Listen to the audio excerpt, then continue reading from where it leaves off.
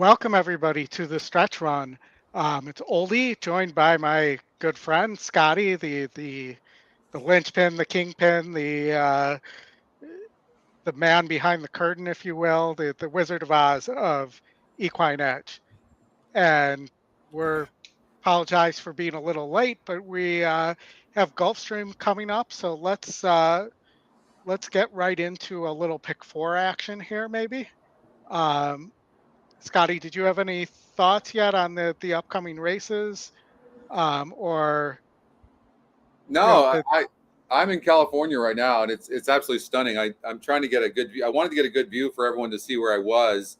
I'm on the balcony of the house I actually leased here in Irvine, and so you probably can't see me very well, but that's okay. The view behind you, I know you can see. It's so beautiful here, and I hear the weather in Florida is like they're breaking records for how hot it is and how muggy it is, and I'm like, a good timing coming out here to California. So I'm enjoying being out here. Glad to be on the show. Justin had other things he had to take care of today. I talked to him yesterday. He's doing well.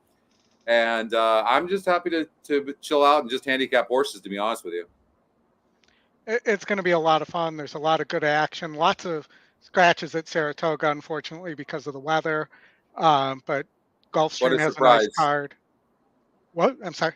What a surprise. Yes, but we do Yeah, have that's a the other hundred. thing. I tell you what, Saratoga is amazing. It is. But the weather absolutely can just be dreadful. And it can And change on a dime as well. we do though have $108,000 pick six carryover there. And those scratches seem to have made the pick six very hittable, even though there might be some prices, at least from the way I looked at it. Um, Up on my screen, I'm going to regenerate this so that it shows this is the pick four I'm playing at Gulfstream. Um, Not a big pick four. Uh, The fields aren't huge at this part of the ticket, so it's 167, 17. Let me get this up here. And I'm trying to get this in where it's 0 minutes to post. So I'm trying to explain this. So I have your top two picks plus your top win percentage in the one who's a first time starter in the first leg. Um, I also have your top two picks in the second leg, which on synthetic. And Scotty, I don't know if you've had a chance to dig into some of the numbers, but E just kills it on synthetic. It Um, does. It does.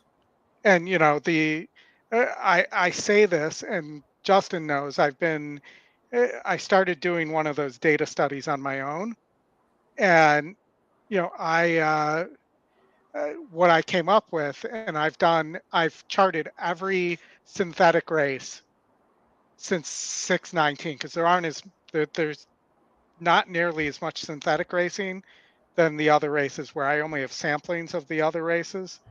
Um, on synthetic, when the E top two picks match since 619, there have been 69 instances of that. One of those top two horses has won 72% of the time. They've won When you say 50. top picks, are you talking about the top pick and the top win percentage? Yes. So when the Okay. top pick and the win percentage match, and we're loading here. So let me. Yeah, Let's watch this Gulfstream Park race, Oldie. And then Fish, I'm going to answer your question. Fish had a question. I want to go to Saratoga after this, Oldie, so we can Yeah. just show him. I'm going to show a new feature that's out on the wet tracks now. So we want to be able to show that. So he wants to know where he can find the just GSR take for notes wet. and missed. So Yeah. we'll show him on Race View, but not only that, we'll show him on Handy View. But there's a first time starter here, the one horse New Diamond. This horse should show some speed right now. I thought that horse was interesting at 5-2. I kind of like this horse a little bit. So we'll see how this horse runs. But the 7 horse will be Just sitting on take the outside. notes. And get The second last horse to move in line. Drawn outside, missed, will complete the field. Arundel Farm representative missed. Brought to the outside.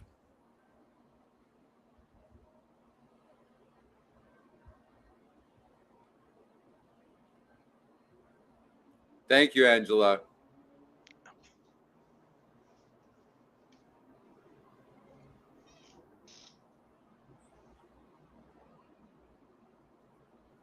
There, Renegade. Thank you, Annette, as well. And they're off. Level beginning. Soon after the start, it was Bianca Luna who went hunting for the early lead. Ladida comes away in second. Mist is on the outside. Just Take Notes is between horses. Down at the rail, it's New Diamond, and the early trailer is Welton Girl. Bianca Luna has the lead. It's Bianca Luna to the half-mile point, taken on 3 wide by Mist. In between horses, that's Ladida. These 3 almost across the course, working 2.5 better than Just Take Notes, who tries to rally well At into 7, fourth. there's nobody It's really a gap of running. another 6 is 3 coming lengths on a back little to the bit, two but at the 7 back. sure looks Welton good. Girl and New Diamond. They went 22-3 to the opening quarter. Less than 3/8 of a mile away. The leader is Missed by a length and a half. Looks Just like a Take two-horse Notes has race to moved me. into second, working 2 better Yeah, than Bianca looked Luna, like who's the, back to third. Ladida's fourth as they the run 7 past the doesn't win. It's quarter-mile 'cause the mark. jockey On the inside, it's Mist, wasn't who still aggressive has the enough to lead. win. Toward the Tremendous outside, value Just on the Take 6 Notes horses, continues moving to better than the badger 7. through a 46-3 22% opening win, 9 half to 5 mile. EquinEdge With 20 inside line. position, Mist And turns for second home on EquinEdge top. 6. Trying to Tremendous get to her value. on the outside is Just Take Notes. 3 back to the rail and New That's Diamond. it's gonna There's be an really eighth of a close. Here mile comes to the go. first-time Mist starter, the roused 1. on the top end by I don't know, this Jaramillo. horse might There's a catch big them late 'cause run they're from New stopping. Diamond. Spanabel switches outside, Look at and this. New One's got Diamond it. is gathering in the in-battle duo. New Diamond going away Boom. with a big stretch kick. Mist was 176. second. Just Take Notes was third. That and first-time starter 113 was flat. live at 29%. Yep. He ended up getting off at 9 to 5, and but pretty chalky there. Hey, Oldy, go to race number 2 over at Saratoga real quickly. I just wanted to show something, and you can just go to race view. That'd be great. Yeah. So are you talking, you want to show the Just race view GSRs? on race number 2. Oh, let me switch the screen. That would help if I put the right screen up, wouldn't it? There we go. Fish had asked a question. So if you look right there, you see on the GSR tab where it says, you see it says 6 furlongs, 9 furlongs, excuse me, 9 Yeah. furlongs wet dirt. Okay, I don't even know if you knew this, Oldie. If it says Yeah. wet there, that means the GSR is using the wet surface. Yeah, and it also, so you can come in here and you'll see the wet is highlighted as well. But you'll also see anytime you see that it's listed as muddy or wet in any way here, that the GSR will match in this column. And I've tested this many times myself. And you'll see, for instance, this is 9 furlongs. This 1 to 5 favorite, who looks like a little bit of a hanger to me, having run against similar in the past, also is having a 10-point GSR drop from 9 furlongs on dry to 9 furlongs on wet. Now it is a gun runner, and they typically like the wet surface, but I thought this was an interesting place to possibly play a top wet GSR on the 2 here, who also hangs a little bit, but Right. Well, the good news is that first of all, I always think it's important. Good morning, Art. Good morning to everybody. If we didn't catch you, but the GSR Plus grid is always important to go to on Handy View anyway, so you can just kind of see where a horse is prone to want to like. But at least now you know that if the surface is wet, you're going to see it up there on the track diagram. It says muddy at Saratoga, and then also you can see it says 9 furlongs wet dirt. So that GSR is for a wet surface. And you can see that Mount Craig, the 2, is 11% to win. Now, if you love the 3 horse, that's great. It's 51% to win, 1 to 2 EquinEdge morning line. But if you don't love it, then you could like a horse like the 2 horse who's got a super GSR, a decent win percentage, minus the 3, of course. So, and the 2 is the EquinEdge long shot as well. So there's a lot pointing that maybe the 2 might run a decent race. And it is a maiden race, so keep that in mind also when thinking about the long shot, because we all know that they do well in those maiden races. Well, it's so funny, Oldie. I keep thinking, oh, maybe it's a fluke that the EquinEdge long shot first time starters, they do good. No, it's like consistently first time starter EquinEdge long shots. You see this every day, don't we? Yes, every single day, and also the EquinEdge long shot just in general in maiden races seems to play well. It does, but I would say, well, I know for sure that the EquinEdge long shot wins 15% of the time. That I know. We've run that, and it's in the money 34% of the time. That being said, we haven't run what the number is when it's a first-time starter EquinEdge long shot, but I would auto play absolutely, Chuck. I would suggest to you that it's 20%. I bet it's 5 points higher. And Scotty, I regret not tracking maiden races in the data I'm tracking. That's to go back and do it. In the next study, I'll have that built in, but to go back and do it at this point and go back and reclassify what is now. So I've studied a total. Where are my totals here? It's over 1,000 races now since 619. Here we go. It is 1,266 races. And just to give some data on the long shot too, and places where you might find the long shot wins more often. If I can share that with everybody real fast, and then we'll go to Woodbine. Yeah, you're fine. Yeah. So when the E top two picks and top win percentage match, or they match something else within the metrics, and the E long shot and top SOR match, so it's 30% overall, 27% on dirt, 45% on synthetic, and 29% on turf, because I'm tracking the three surfaces separately.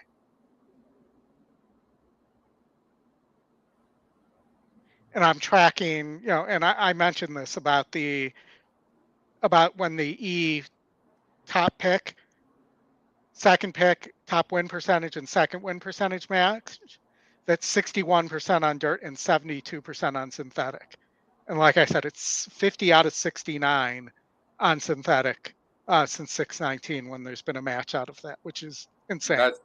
That's really incredible numbers right there. And guys, you guys all know me, but I have not had a chance to talk to Scotty or share any of this stuff with him. So he's hearing most of the stuff I'm saying for the first time too. Yeah. But it's insane. So I'm gonna pull up a quick Woodbine pick 5 here, because that's about to go off.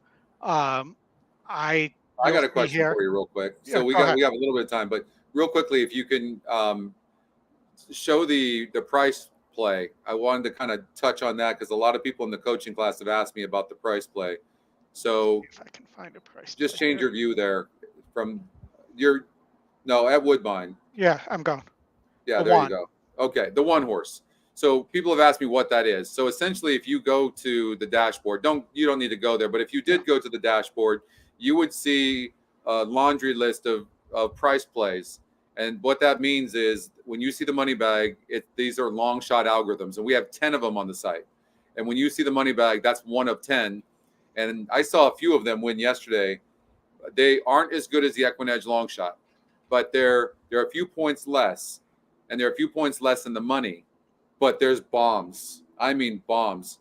So, in fact, right in the beginning of EquinEdge, when Deb Martin had hit that huge, like on a $21 ticket, she hit that pick 6 for I don't know what it was, big thousands of dollars.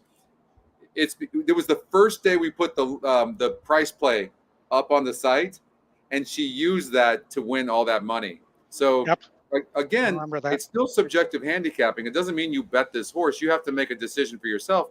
I will say this: look at the EquinEdge morning line on this horse, Oldy. It's 6-1. Look at the odds of the horse, 6-1. The top win percentage is wide open. So this is where you might look at a horse like this and go, hey, this horse has got a big look. Yeah, and I'm going to tell you, I did not use that horse. I was just 2, 4, 6, 7. I really should just be 2, 4, because the 2 and the 4, by my data that I just gave you, are going to win. Are winning 72% of the time against synthetic top 2 picks match. So what I should be doing really here, and the reason I didn't do this is because with the first time starter there, and also the 7 being lightly raced, I didn't love the 4, and I'm probably over handicapping this. And you'll see here This one is 34%, but top pick. It's also top GSR in leg 2. That would be a place to consider singling as well. I'm a little concerned there about the amount of speed. I want something that's gonna give me an option from coming a little off the pace, and that's why I added the long shot there. And then you'll see here another synthetic race. I could just take the 6 here because the 6 is top GSR. It is the 60% to win, but I'm just going to pick up the extra points in the win percentage there by picking up the 3. And also because it's a 20-cent play, I can afford to do that. And I didn't get a chance to do this, but I want to add the 5 here because I do think there's a chance in this leg that the 5 goes gate to wire, because surprisingly, at least by my own stuff or my own preconceived notion on pace on synthetic and turf, top pace is doing better than you would think in those instances. So this is a $76.80 ticket. And I want to show you one other thing, Scotty. So you'll see, and this is why I'm saying I should use this one here possibly as a single, even though it's 1 for 13. Top E-pick, top win percentage, top SOR, top pace, and top GSR. In the data I'm tracking on turf, so that is top on turf, that those are winning at 83%. Wow. When Hey, you get it says a lot about you too that you're sharing this information with everybody, dude. That's pretty cool. A lot of people wouldn't share that. and again, I should probably be asking you for permission to share this stuff. No, But I no. want to see our players do well. I want to see smarter Think about it tickets for a put second. together, It does. and you can't do this without the data. You could. I No. was having a conversation with somebody about how if you tried to do this with speed figures, it would be impossible. Well, you know how I feel about speed figures, anyways. Yes. I am not a fan of time in any way.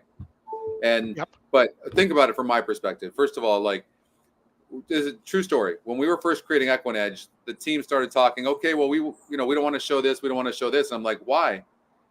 And I'm like, our numbers are so good. These algorithms are so good. We can be transparent with everything. We don't have to hide anything. They're like, well, what about the like the tipsters and touts that are going to use this to give their plays? And like, who cares? Yeah. It doesn't matter. Like, think about it. This was always meant to be a tool. That's it. Right. Like a tool. It's no different than the racing form. It's just way more advanced. It's, welcome to the 21st century. That's it. That's all it is. And it's meant to be subjective. And so, no, it's really neat. The only thing I didn't account for, honestly, there's one thing I didn't account for. We're pretty sure that a lot of the morning line odds makers are using EquinEdge morning line because we put them out so early that they're able to use them, because we've seen a lot of tracks that are a lot more accurate on their morning lines. I'll say that. Yeah, and what I've been explaining in the classes to people too is that the morning line is not fair odds. It's actually helping you identify where morning lines have been set incorrectly, and there might be value. So last night in my class, I want to say it was Evangeline Downs race 6. There was a horse that was 20 to 1 on the morning line and 9 to 2 on the morning line. It went off over 20 to 1 and won. There, and I was telling them, when you see a bunch like that in a race, that's a leg that you want to spread in too.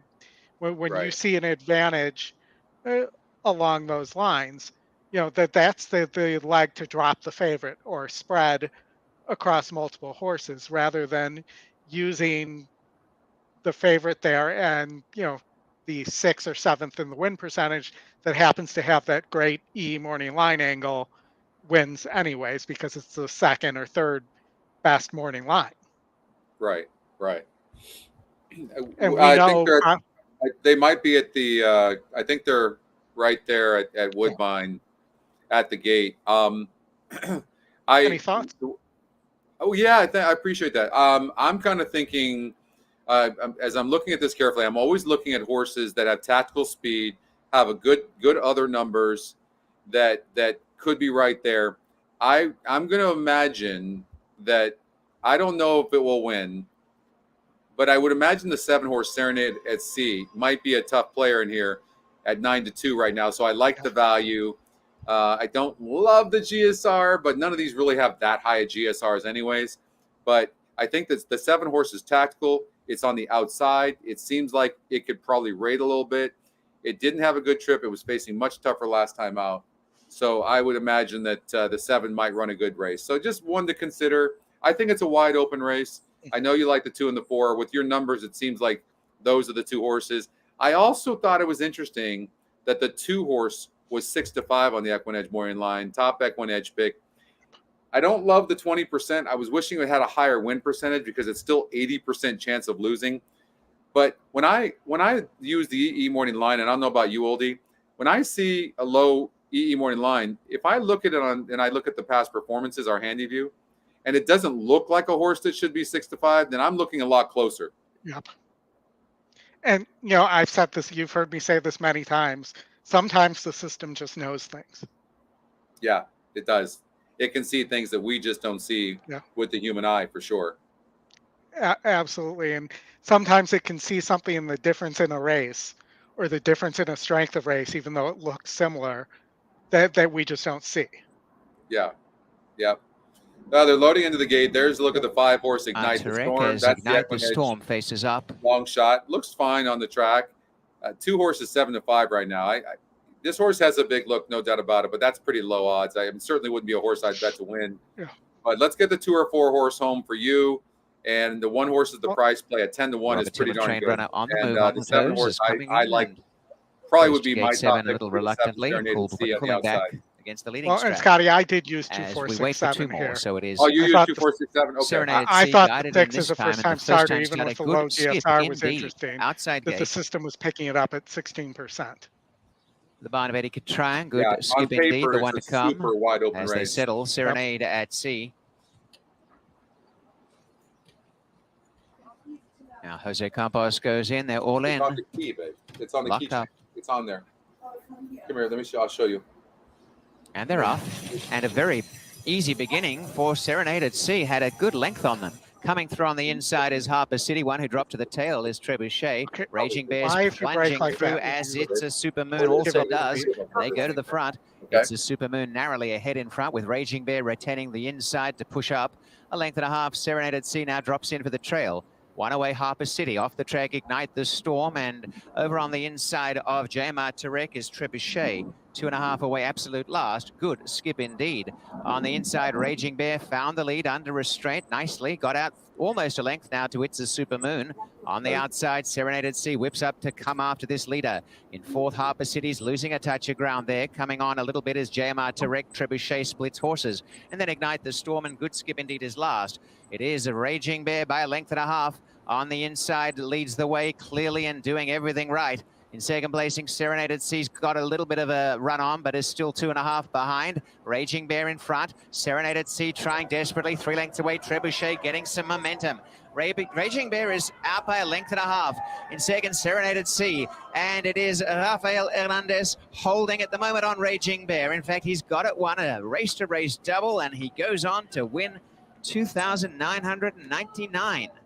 Serenade at Sea second, Trebuchet third, 4th home JMR Tarek, the time 1:18.11. Should have trusted my own data there, right?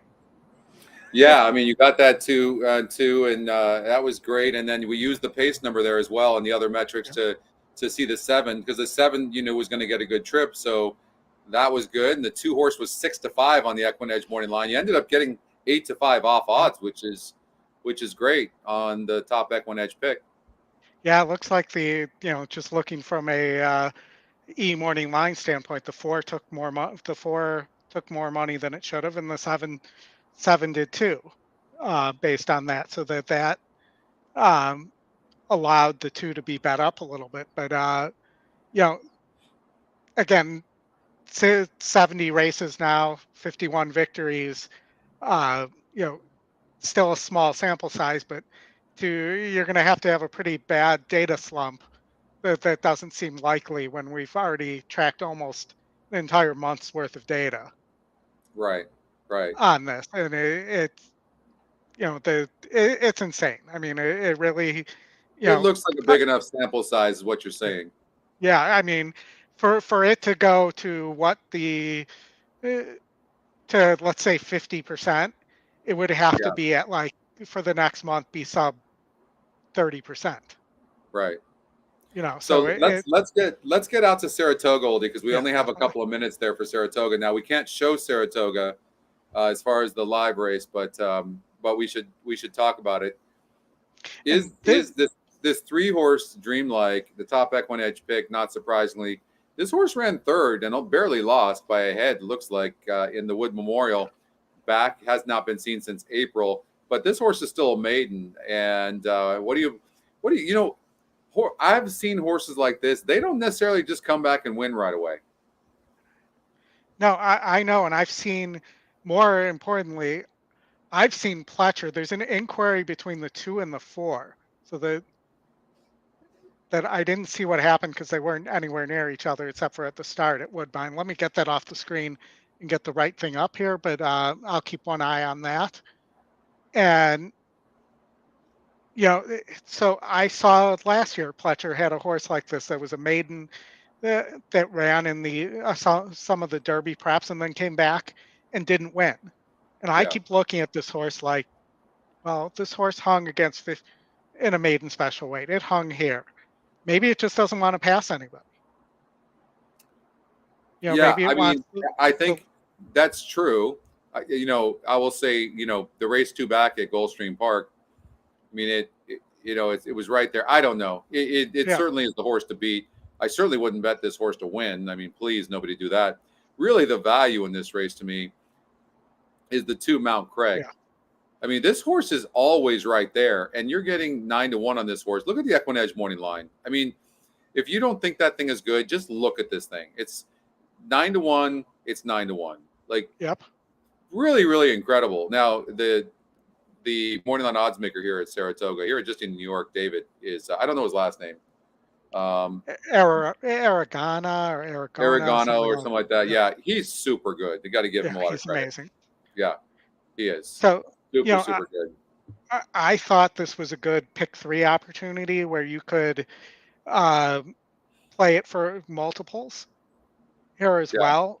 And what I do is I would reverse the way, because I do prefer the 2 here to I use both 2s in the race 2 and 4 in my pick 5, but in race 4, I really think that the 4 is your likely winner, because if you look at this 2 here, and I'll drill in here, this horse wants to sprint. Well, I'll tell you this. We'll look at the top numbers there. I mean, you got to look at the 4-horse strong, Oldie, because if the 3-horse isn't ready or something's amiss, then the horse that's going to win this race is going to be the 4, and you're getting 6-1. And the only reason you're getting 6-1 is because the favorite, the 3, Dreamlike, is getting so much action. But really look carefully. Like when in situations like this where there's a big favorite, I sort the EquinEdge morning line to get more information. And when I do that, I see the 4-horse at 9-2, EquinEdge second pick. So I would imagine, I think the 2 can be in the money, but the 4, if the 3 is getting beat, it's going to be by the 4.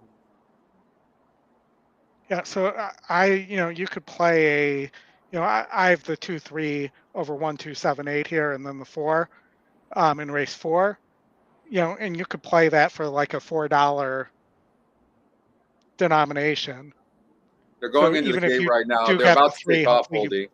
They just took off. So, yeah, they just took off. Looks like the 4 got the lead, if I'm seeing this correctly. The 4 is sitting in a nice position. 3's kind of on the rail right now. I'll kind of give the play-by-play for those that aren't able to watch it, but they're going, where are they going, the 1.8 here? Yes, correct. 1.8, and the 3 is in 4th right now. The 1 Heroes Medal has the lead at 19-1. The 4-horse Ocasek at 6-1. That's the EquinEdge second pick, is sitting a nice trip, really relaxed within himself. And then the 7-horse at 19-1, Exude, sitting in 3rd. I don't necessarily love the position of the 3 right now, Dreamlike, who's got to get in front of 3 horses and on the rail. And then the 2-horse is coming up on the inside just to make it worse on the 3, who's now in between horses. So Yeah. Right now, 4 horses looking really, really good. Where the 3 is right now is not where you want to see a 1-5 shot. I'll say that. He's coming though here. It looks like maybe a little.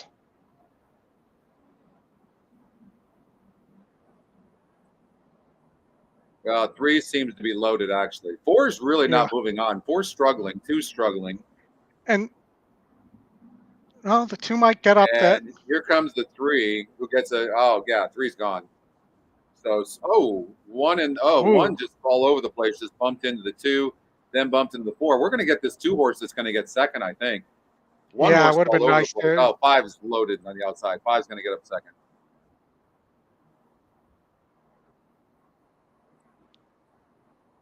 Three, 5, very close between the 1 and the 2 over at Saratoga. It looks like the 2 on the inside maybe outbob the 1 who was just all over the track, but the 3 horse was much best for its comeback. So good training job by Todd Pletcher. And because they're unfortunately right on top of each other, we have to go right to Gulfstream here. In our pick 4, we had, let's see if I still had Gulfstream up here. Pull that up real fast because I can see they're not at the gate yet. But in our pick 4, I believe we only had 2 horses here.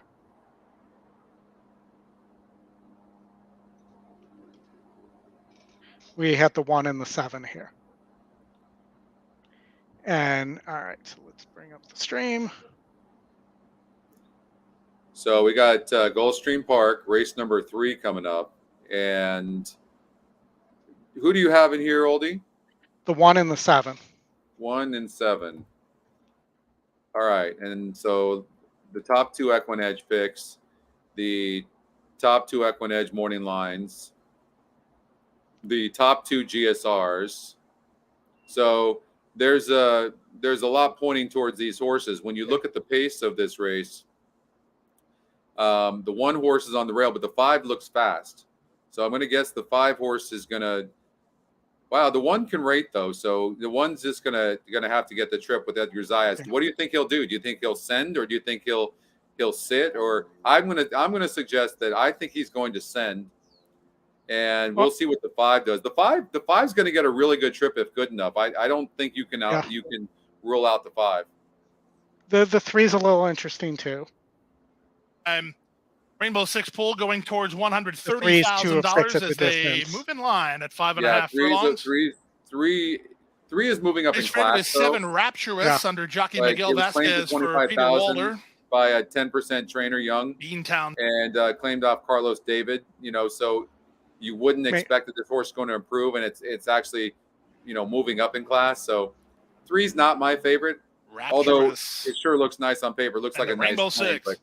But, 7's going to have to come from really far back. There, Renegade. We'll see what happens there. I like the 1. Yeah, I don't mind the 1 here. I think Walder at times has struggled on synthetic. He's been better of late. And they're off. Nike Can wins the break, moving up toward the inside. Lovin' making sense. Yeah, Rail David Rose into the top flight is Sequin Lady. Rapturous makes it a party, and Beantown Baby, the only one not trying for the early lead as they race to the half-mile point. With inside position, it's David's Rose and Edgar Zayas just ahead in front. Lovin' Makes Sense is right alongside in second.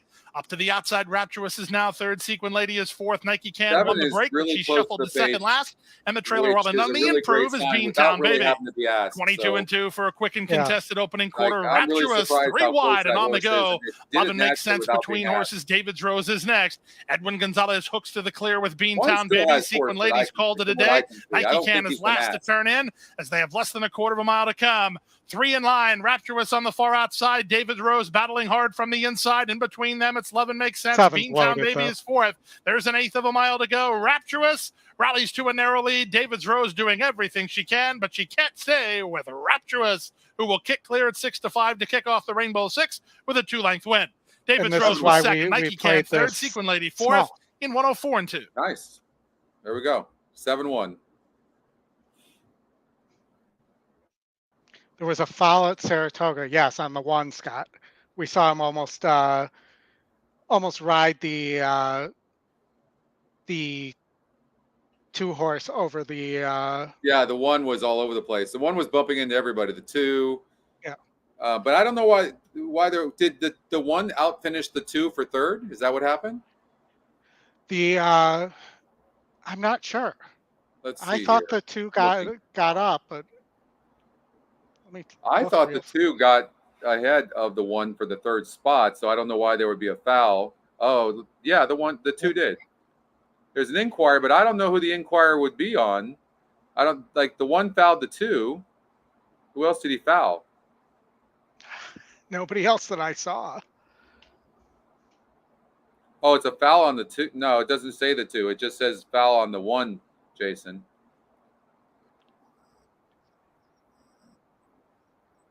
I'll tell you one thing. The 2 was on the rail, or the 4-horse. Okay, I believe that. I think I did see the 1 bump into the 4 as well. I don't know, though. I don't know that that's why the 4 just didn't, he just stopped. I don't think I would disallow that. 2 didn't do anything for sure. Yeah, I didn't see it. It looks like the inquiry's only on the 1 that I'm seeing. No, that's for sure. The 1 was playing bumper pulls with both the 2 and the 4.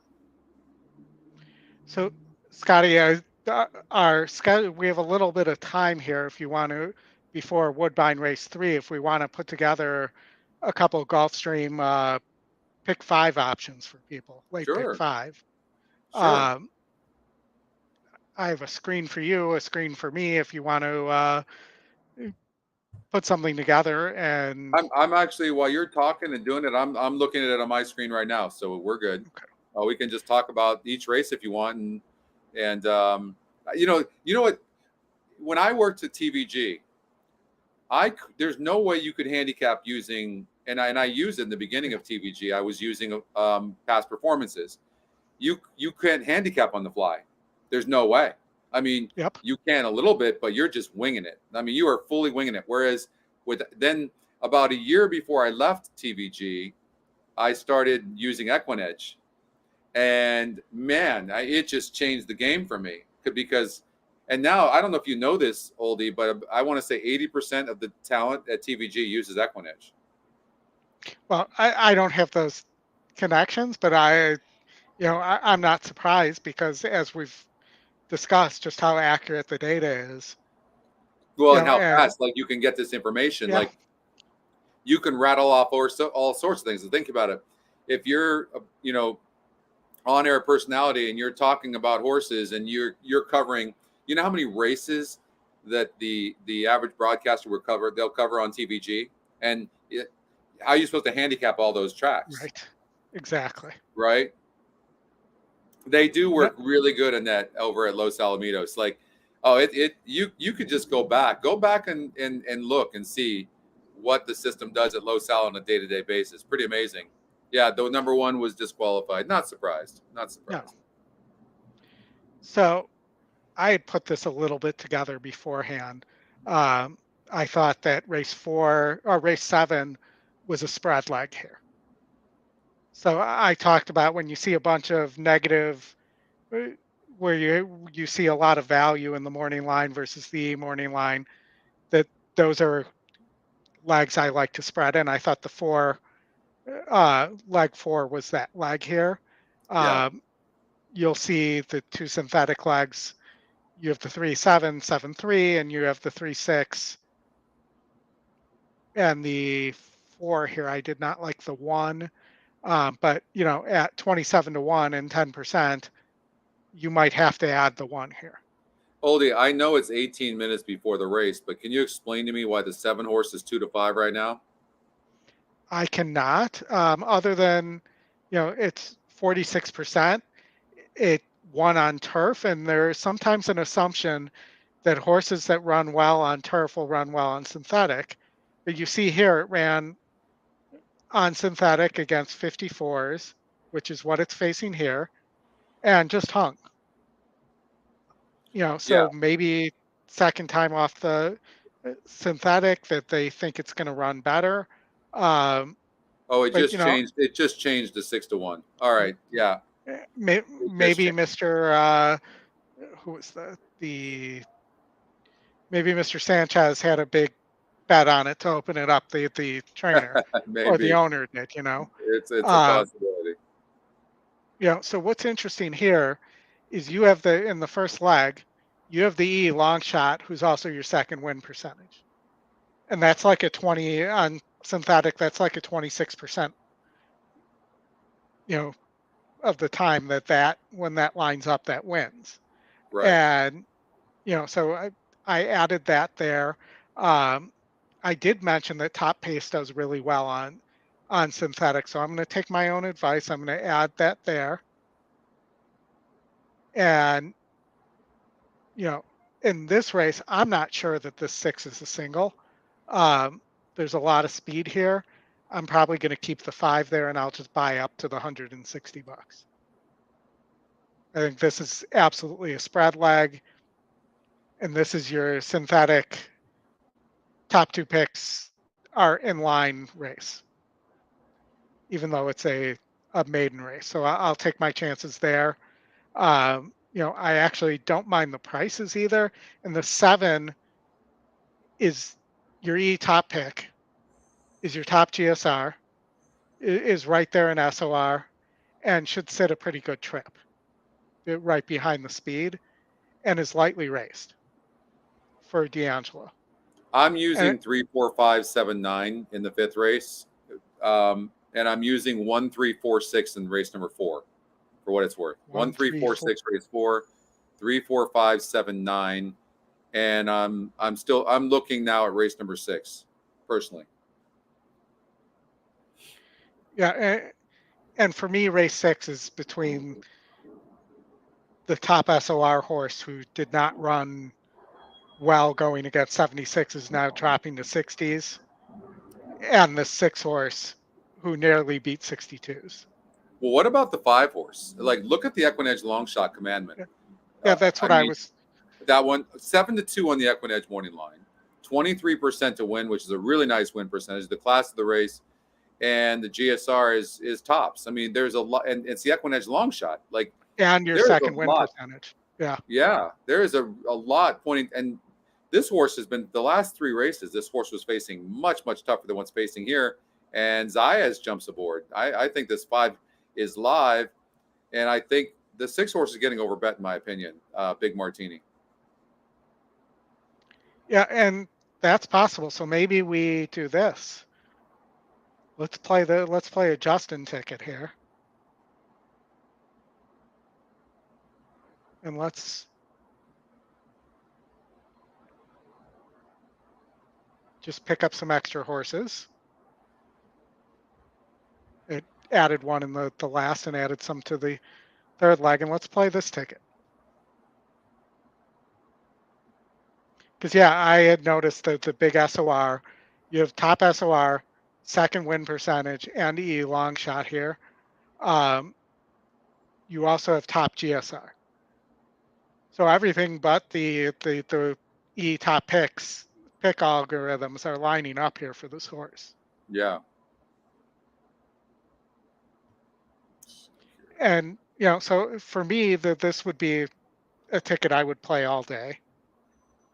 So and by the way, I like that. I like that that you Justin does it as well, where you take a horse like that and you single it. I also think that possibly the 1 could get away. Heals the soul, the EquinEdge second pick. And so, I mean, this horse has got really good form. It broke bad last time out, right? So now Carlos David takes over. So you have a much better trainer. And if this horse gets a good break by Vasquez, this horse could go gate to wire, has 6 wins in 15 tries. That's telling me this horse likes to win. And the horse last time out broke 6th. against 10 other horses and only lost by 2 lengths. And this horse has had a layoff. Equine, I think this horse, I don't know that I would single that 5 personally, although I think it's live. I think the 1 horse could be tough and be a sleeper going gate to wire. I'm going to use 1, 5, 6 in race 6. So, you and I like to disagree and then have a little side bet. So I don't think the 1 gets the lead because I don't think this horse wants the lead.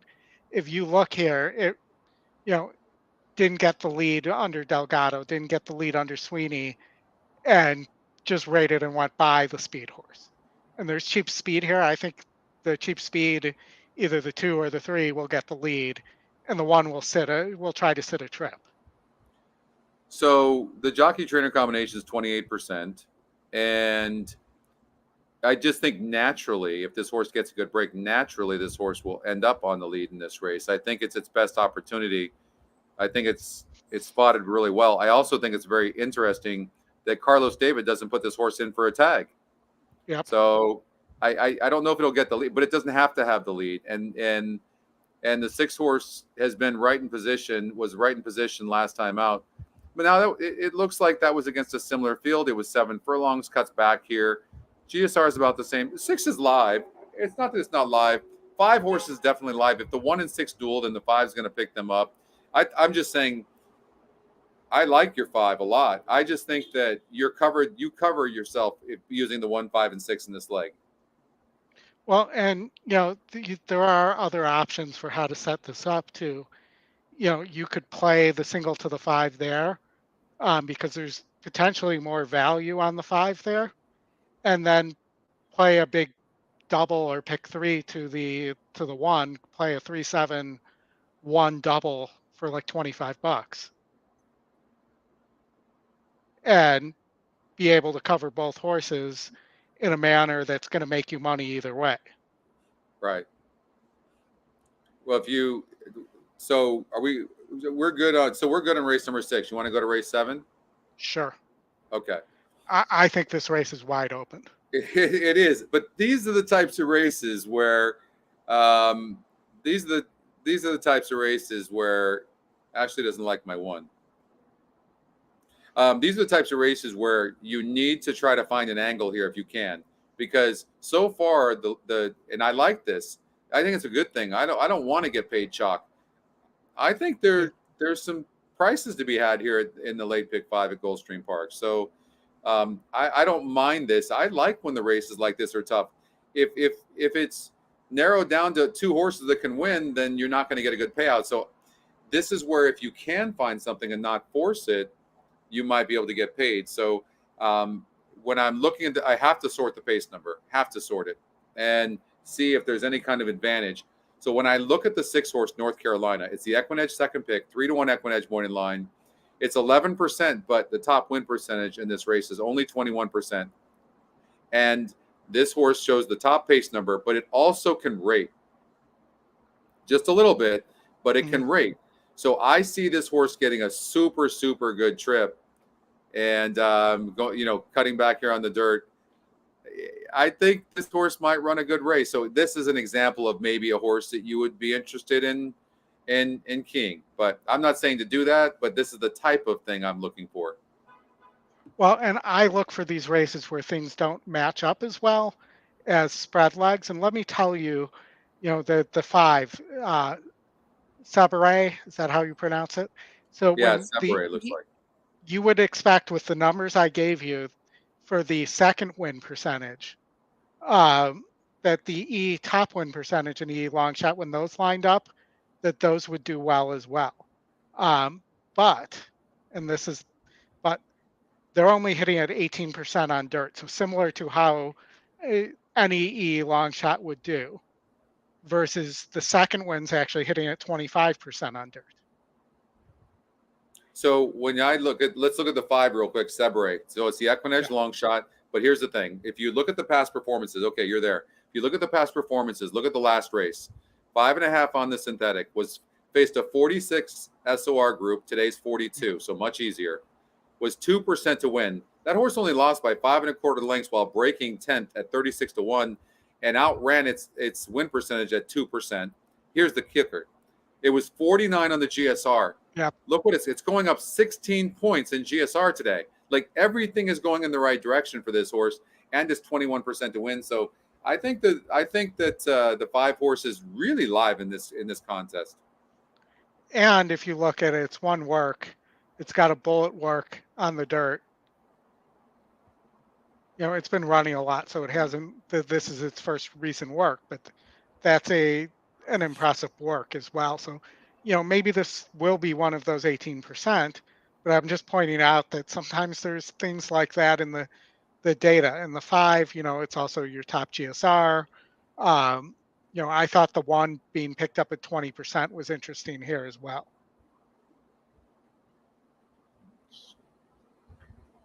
All right, so we missed the Woodbine. Woodbine is going to the gate. I just caught it in time. Oh, okay. We can come back here. Yeah, we'll do that. Let's get to Woodbine. We'll come back. We've got 7. It'll be like 9 minutes before the race. So it's race number 3 here. About to join at Woodbine. There doesn't seem to be a real leader in the pace. It's the 1 and the 6 and the 2 seem to be the fastest horses. Next along is going to be Wicked Mia. And we are 146 here on the pick 5. The 1 horse is jumping from a 7% win to 34% here. Why did the stand by for a start? I would probably take the 1 horse here. Well, the feed has decided to. Let me just reload it. One of the best into stride is Trish the Dish on the inside with It's a Birdie, and they're the joint leaders. In third placing is Little Fire on the outside, Wicked Mia deeper, and the widest in the early stages is Text Me Up. Back on the rail is Phil and Echo, and last is Ivy Star. So at the wire the first time, and Trish the Dish is in front. A half to Little Fire. Tucking in third is It's a Birdie, and racing up on the outside, Wicked Mia, followed by Text Me Up. On the inside is still Phil and Echo, and last Ivy Star 2 behind the ruck. Showing the way it is Trish the Dish. Out by a length and a half, Wicked Mia has moved up to share second with Little Fire. Right behind the next pair, Text Me Up, and on the inside, It's a Birdie. A length and a half away, second last, Phil and Echo, and 3 away last is Ivy Star.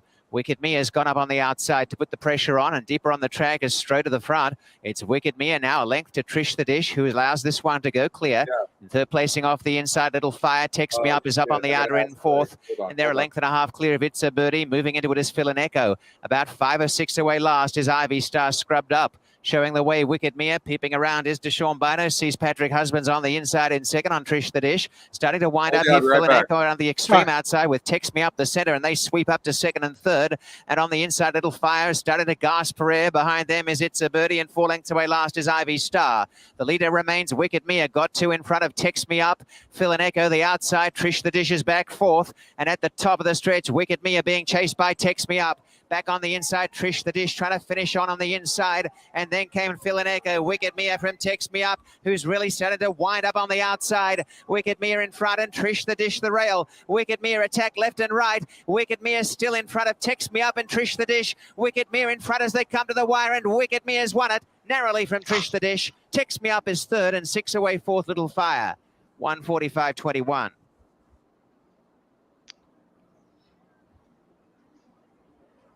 Sorry, everybody. We're out at Woodbine, unfortunately. I did not see that 5 rushing up, taking the lead, and then just being given an easy ride there on the lead and with no pressure. The 1 just kind of gave up the lead, and the 5 clearly needed the lead up there. We have 4 minutes to Gulfstream. We also have coming up here, we also have Saratoga. We have 3 minutes. We have 9 minutes there, so Gulfstream will be where we go next. We did have the last race still to discuss at Gulfstream. 7-5-9-3. Okay, thanks, Sean. Bye. Yeah, well, Sean, and Scotty's on his way back here, it sounds like. What do you think? What do you do? You know?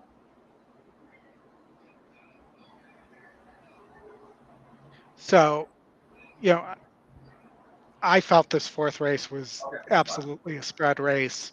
You know, even though the 8 is 9-5 on the morning line. It's only 14% to win, and it's taking a huge GSR drop. Here going to the dirt, and you see when the last time it ran on dirt and it ran like it was a 47 on the dirt, and lost against 40K maiden claimers against 44. So, I would expect this horse to run to those numbers. And had I seen this before, I would have just dropped this horse completely and not used it at all, because I don't think this horse, based on that GSR drop and the other horses in this race, I think that horse was set at the morning line based on its synthetic form. So, Scotty, I don't know if you saw this on the 8 horse, but this is your morning line favorite.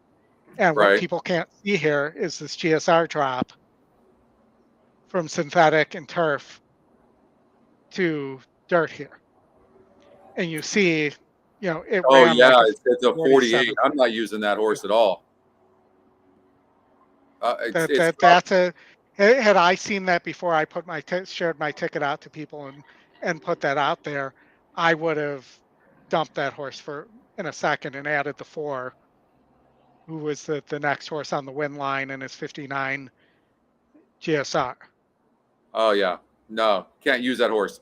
No, definitely not. Yeah. I'll tell you what. In this race I'm using, I just used the 2, 5, and 6. 2, 5, and 6. That's what I'm using in here in race number 7. I mean, that makes sense. Those are the 5 has the big GSR jump. The 2, it's D'Angelo, and Vasquez as a combo, and then the 6 the here. 2 really does look like it's coming into a nice race right now, and it's got good GSRs. It's lightly raced, only 4 starts. It faced winners for the first time last time out. Only 5% of horses win those races, so the 2 is eligible to improve, especially with good connections. So I don't know that I would leave the 2 out, but. And I did use the 2. The thing I would say is sometimes when you see a thing like this where a horse is 15-1 on the morning line and 20% to win, so those sometimes the system just knows things situations too. Yeah, it does, no doubt. And then, I know we're coming up where it's 0 minutes to post here, so let's get through the last leg. I'm singling the 3 in the last race. I have a $90 ticket. It's 1, 3, 4, 6 with 3, 4, 5, 7, 9. With 1, 5, 6, with 2, 5, 6, with 3. That's how I'm playing. The 3 was interesting to me. I definitely considered that. But I will say, in the situations where the top pick is the top pick and the win percentage, but the rest of it doesn't match like this, a lot of times those are situations where you can find a bomb. And I'm looking here at the 5, who's the long shot at 6-1 on the morning line and 12-1, or the 2, who is your second pick but is 8-1 and 7. There's an E morning line angle there as well. So I spread there, but hopefully one of us will be right and there'll be some money to be made. Well, okay, let me clarify. I got to the end and I'm not trying to play too big of a ticket. And when I got there, I had room for 1 horse and I chose the 3. So that was it. That makes sense. Yeah. And did we want to put your ticket in the chat here? You were 1, 3, 4, 6. I'm 1, 3, 4, 6 with 3, 4, 5, 7, 9 with 1, 5, and 6 with 2, 5, and 6. I can't type the white one. Hold on. 1, 5, 1, 6. 5, and 6. Yep. And with then 2, 5, 6. Yeah. Yes. I think the 4 can win. No, I think every horse in the last race could win probably, but I don't love the 1 Propellant, but even that I can't say can't win. I think the race is wide open, absolutely wide open. So I'm using the 3 If you use the 4, absolutely. Honestly, if you could do an all, it would be better. But I think the 3 is the horse to beat, so I would probably go there. But yeah. Yeah. Yeah. And, also we still have that pick 4 alive here that we played small. And, that's alive to the 3, 4, 6 here. So no 1. So I'm giving the 3, Oldie, but I can tell you that I used all the horses that I gave, and in the race number 8, I did an all on my ticket. And the post drag is killing here too. It's going to run us right up against Saratoga race 3 as well. I do like the 3 best though. It's 8-5 EquinEdge morning line. It's lightly raced. I think the mile and 70 will be better distance than the mile and a 16th for this horse. Yeah. Zayas aboard, sticks around for the last race. The horse only lost by 1 3/4 lengths. I think at the gate. He's going to run a really good race. Now post time. Get your money's worth anyway. So field moving in at the 5.5 furlong, or rather 5 furlong. Marco likes the 3 and the 4. Today's late pick in 5. That last leg. Yeah. The favorite at the moment is the 5 Lieutenant Stan under jockey Amisa Marco's been killing it with the top GSRs on the turf at Saratoga and Colonial, by the way. Marco's been doing well. Yeah. He posted some stuff in the EVIP Facebook page, which if you guys aren't in yet, you should definitely join, about top GSR. Let me get this back up. I don't know why it's freezing on us here. But, he's been killing it with the top GSR plays. Best defense and Wow Wish. Yeah, and on turf where the favorites are way down in the GSR, and there's some significant prices to be had. I think he had one that was at 72 to 1. Wow Wish. Like Jose Morelos to the outside.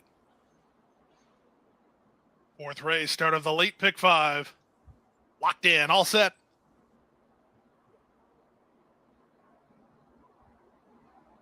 And away we go. And they're off. Level beginning. From the outside, it's Best Defense and Wow Wish, the first 2 to begin. Adios Gary speeding through at the rail. In between horses, it's Awesome Crusader alongside Cooler King. Lieutenant Stan is out a bit deep while second last. And the back marker's the gray Lord Eddard Stark. In the run to the 4 turn, Best Defense leads comfortably. He's a length in front. Wow Wish is second. Locked in third is Adios Gary. He needs a way out. Lieutenant Stan is roughed up as he's having to go 4 wide. Awesome Crusader is next, shuffling Cooler King. Into the clear goes Lord Eddard Stark, last of the 7 through a 22-second opening quarter. Plenty of hopes here with the leader, Best Defense. Working into the clear, at least trying to, is Awesome Crusader. Adios Gary going to try to slide through at the rail for Perez. Down the center and Lieutenant Stan with an 1/8 of a mile to go. Best Defense has the lead. Awesome Crusader on the outside. Adios Gary along the rail. On the inside, Adios Gary tries to get Best Defense. Awesome Crusader stands side. It's still Best Defense in front. Awesome Crusader lifting late. Awesome Crusader. Awesome Crusader wore down I'll Best take Defense 4 to and 1, beat him on the money in 57. 4 to 1's good. Best Defense was the EquinEdge long shot, and it was a price play as well. Got second, huh? I mean, so good race there. We didn't have to sweat at least having those 2 horses. It would have been nice for the 6 to win, but still not bad on the 3. Did you see the EquinEdge morning line on the 3? 5 to 2. Yep. 5 to 2. What's up, Gary Rice? Like, look at this. So, I mean, it's just so much fun to handicap. Have you ever had, I know it's easy for me to say, but I'm being sincere when I say this. I'm not even trying to sell anybody on this, but have you ever had more fun handicapping before EquinEdge? Well, it's the handicapping with EquineEdge, but it's also the community. Like, it's just such a great community that it's fun winning with. It is. With this community. Agreed. The VIP Facebook group goes off. Like, that is like I'm surprised how active the VIP Facebook group is. Yeah, no, and that's super active. Coaches in there posting tickets all the time. You have great handicappers like Marco. You have people who are tracking different things too. Like there was the guy who used to track all the all the long shots in the with the first time starters and things like that. So there's some great data in there as well. And, that's been around. We've been doing that for a long time. I mean, that's how I initially met Justin, was through the VIP Facebook page. Yeah.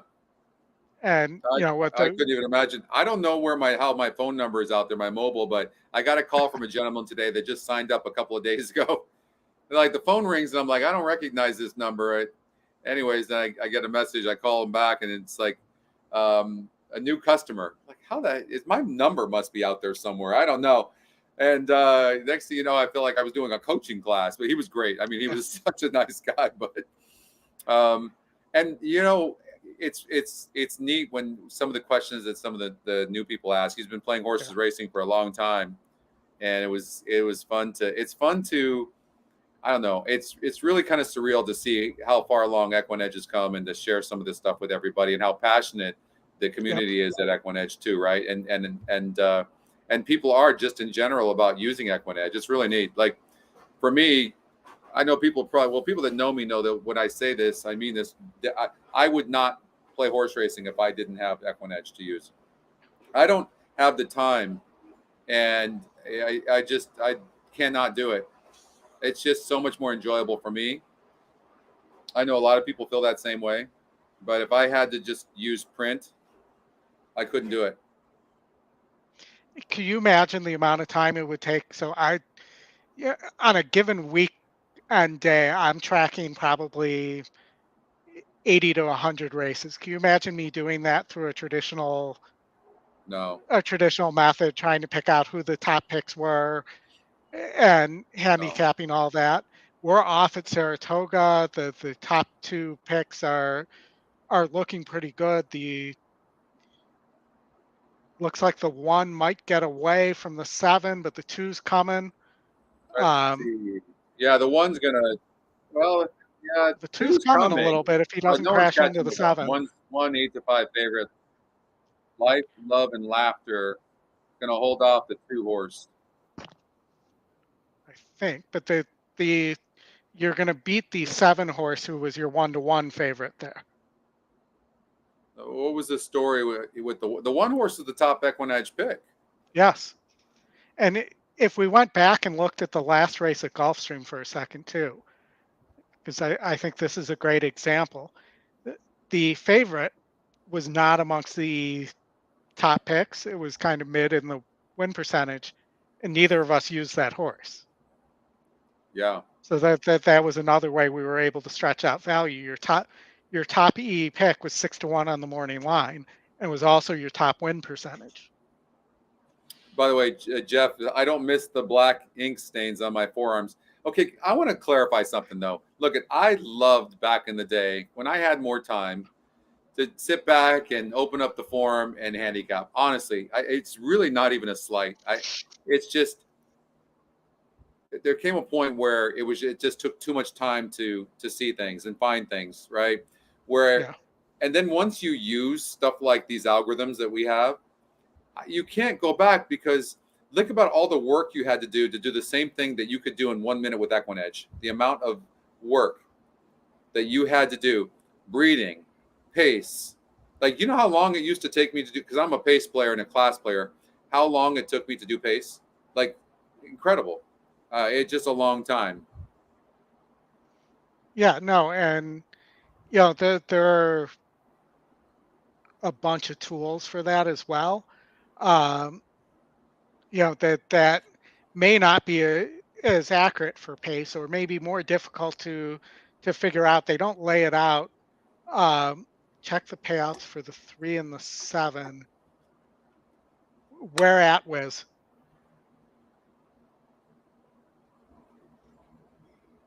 Is he talking as far as updates, Mike, we probably in the next week or two we're going to have probables and payouts. So you should be able to get those, and without having to leave, you'll be able to see what an exacta probable is going to be, what the payouts are going to be for your horizontal bets. So that's coming. So that's exciting. Oh, good point, Wiz. I forgot that we're alive to the 3 and the 7 there. You would think Where? I would be excited at Gulfstream in the early pick 4. We played that $16 ticket. So you're live to the 3 and 7 here in race 5. Yep, Okay, the pick 4. correct. Okay. So he's telling me to check those. So let's see that. I'm assuming they must be decent. So I played it for 50 cents. I should have played it for $1, but it's 177 ish on the 3 and bad on the 7. Uh, about 54.50 on the 7. But still, we spent $16, so it's a decent ROI, or $18, I think, on the pick 4. So, um, if we're right here and hopefully we get the 3, we should. It's a decent return on investment. Yeah, and again, There's a first-time starter over at Laurel Park, race number 5. Ooh. That the 9 horse, it's the EquinEdge second pick. That might be interesting. Really good connections. Sire the Russells. Mendelssohn. Yeah, that's an interesting horse. The EquinEdge long shot is 11-1 right now. It's 9-1 on the EquinEdge morning line. Buck and Lucky. I mean, this horse deserves more respect than 11-1. That's for sure. It's interesting that it's an EquinEdge long shot and it's 9-2. It's only raced twice. Look at it on paper. To me, it's not necessarily my type of horse, but the fact that it's an EquinEdge long shot and 9-2 on the EquinEdge morning line—that's 2 different algorithms. Just something. Maybe at 11-1. Maybe put a little bit on it. Yeah, absolutely. And there's definitely appears to be some value. I'm interested to see, and we can pull up Laurel if we want to watch that race because we have that. And I know we have a little bit of time before Woodbine, so it gives us something else here. Just make sure I have the sound on. They're approaching the gate if you wanted to get something in there. Behind the gate. Riders off. And it looks like we might get a little bit of a delay. But yeah, and Scotty, I will tell you, one of the things that surprised me when I've been doing the classes, the first time I mentioned it, was that people didn't know that you could lock, what the lock symbol was for. They didn't know you could lock? Yeah, so when I showed them them a technique where, let's say you put in $12 for a pick 5 to see what the system liked as a single, then lock that and then spread out to what your budget was. They didn't know you could do that. Oh, wow. And that's how that works. 5 is Yeah. working great. So that's something I've added as a regular talking point to my classes as well. And I've also showed how you can do that within a trifecta or an exacta. Yeah, anything. You can lock in the position as well. Chick. Hey Jeff, as far as MSA. covering your bet, I'm a big proponent of that. There's different ways to cover your bet depending on the situation. So, but I agree. There was a guy though. Which was it? Adjusted there on In the NBA Finals, he had the Denver Nuggets for a lot of money, and he could have easily bet. He could have easily bet against Denver, but he didn't. He bet on Denver. He's like, Denver's so good, and so he ran that thing and he let it ride. Nope, if you will. But and he won. Obviously, Denver was just really super good. But Ariel Moon. But I'm a big proponent of covering. I think that in that same situation, I probably would have covered and just taken the money, taking the profit. Buck and Great is holding a 9-5. The other thing I've 2-1 become a big proponent MSA. of, Scotty, is finding value in the MSA doubles last one up with our by using the probables and E to match up. So if I find let's say a synthetic leg where I get And they're off. those two horses The that real line Any up. Fool's Gold is first away from I'm the either gate. looking at Bucking a Great double moves to or a pick second. 3 instead of MSA a pick moves along 4 to most third of the position. time. Ariel Because I Glenn and found I Classy can Pick play a side by $5 side. pick They're 3 to 5, 4 pick lengths 3 off the though lead. Back for to the same Buck amount and as my Lucky. pick 4 After might that is cost, and it's Chundy. going to pay more In the money. back of the pack is Yeah. Bootsy's Merlot's ground That saving makes into the sense. far turn run. So And round the turn they roll. And 3 right across the track as they move around that turn. well, And it is Bucking Great. that- Any Fool's Gold. Right there, MSA is on the chase out there. 3 Three, deep of the track unfortunately, from 3 third did not and have keeping a up good this trip morning. early yeah, with So they're I 3 think the lengths 9's back, and looking Ariel strong here. Moon is Yeah, the racing first forward, nine and started Classy looking Chick really is good. 5th. They're at the top of the stretch now, and it's Bucking Great And the just in three's front running from too. It's too bad MSA it on the broke that outside. because the three's MSA actually now trying finishing to get nice. by in Nine's going to earnest. They're win. head-to-head now, and Come on, Bucking Great three, Yeah, get coming maybe up. inside. not. Bucking Great Look at MSA. this Bucking three Great running. It's going to get MSA. third. Bucking Great Oh, 6 MSA. is really Bucking the. Great. I Yeah, said 6 Okay, battle Bucking. on. look at Bucking this. Great. Oldie, Wins what it are from the top MSA. 3 Bucking EquinEdge Lucky picks? was third. Yep. Classy Chick and 6, Bootsy's 9, Merlot. 3. That order of finish 6, 9, 3. Really incredible. It really is incredible. I'm blown away by the system doing stuff like that. I mean, there was 9 horses in the race. Not like there was 5 horses in the race, and it does it in order like that. Like that is all automated, folks. Like it's pretty crazy. And that happens a lot, Scotty. I mean, where we It see does. that, and that somebody should say to me, well, Oldie, aren't you tracking that? And I should be. No, I would say that it happens at least one time in a race card, and so you're definitely be making profit. But yeah, I mentioned this to Justin too, that I've seen, just in what I'm tracking, if you get an E long shot early in a card, if for whatever reason it seems more likely that it's going to hit, that there's going to be multiple that day. right, Hit. right, yeah. It's really, it sounds like an oddity because it is an oddity type thing, but it's absolutely been the case. Well, look at this is one. Look at this. If you Oldie sort the EquinEdge morning line as well, sort that. Yeah. Right. Look at that. That's incredible. 6-9-3. Order of finish in this race was 6-9-3. The EquinEdge picks 6-9-3. So you're talking about the EquinEdge morning line and the EquinEdge picks are 2 different algorithms. There's 3 different algorithms there. And so to come up with that order of finish is incredible. All automated, no hand. Aldi, how much handicapping did we have to do there? None. Exactly. When's the last time you were able to do that? Yeah. No, and it's just a matter of recognizing that the conditions or the situation, and you recognize the connections here, and that and then you had 2 John Robb horses who had two horses sitting in the what was it called, in the Schuylerville yesterday, I think is the name of the race, even though it's not spelled anything like Schuyler.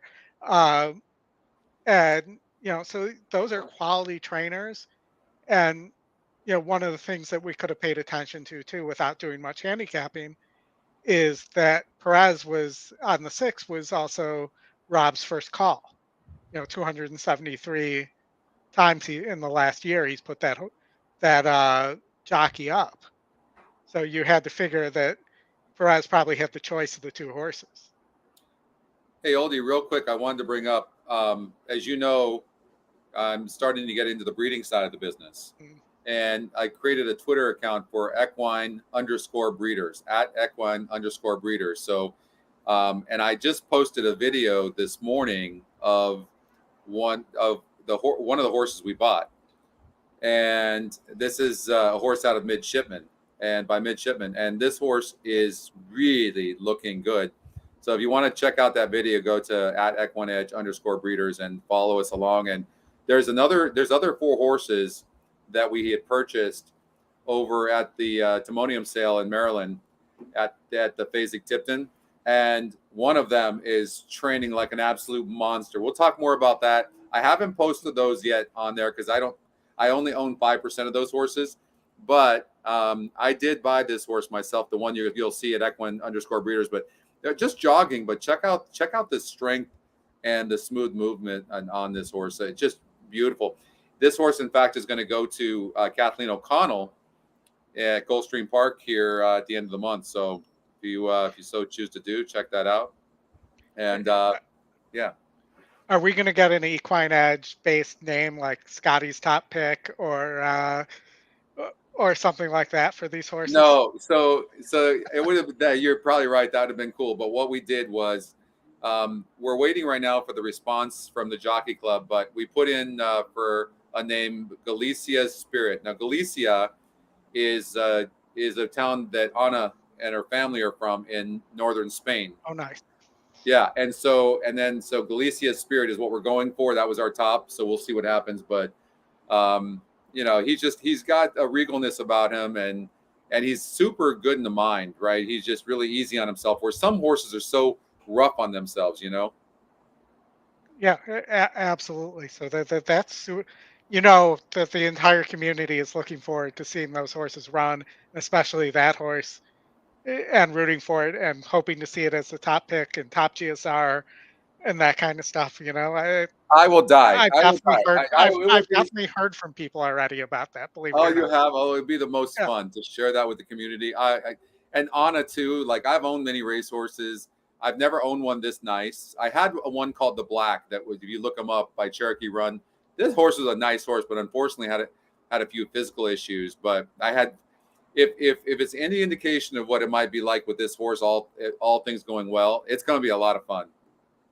Yeah, we're looking forward to it for you, and really excited for equine breeders because, you know, I saw you going through, you know, the sales books and stuff like that, and telling me, you know, really excited about how good a GSR or how bad a GSR was, whatever the case was, where you would think, let's say it was a bad GSR and a horse, that you would think breeding combo would have been a good GSR and stuff like that. So I'm really excited for that end of the business and to see how that plays out for you as well. That's a really good point. So I was telling Oldy, everybody, that when I was at the two sales, the only two sales I've ever been to, so I'm learning, what we did was we created what's called a progeny predictor. So I can put the sire name in and I can put the dam name in, and it gives me the GSR plus grid.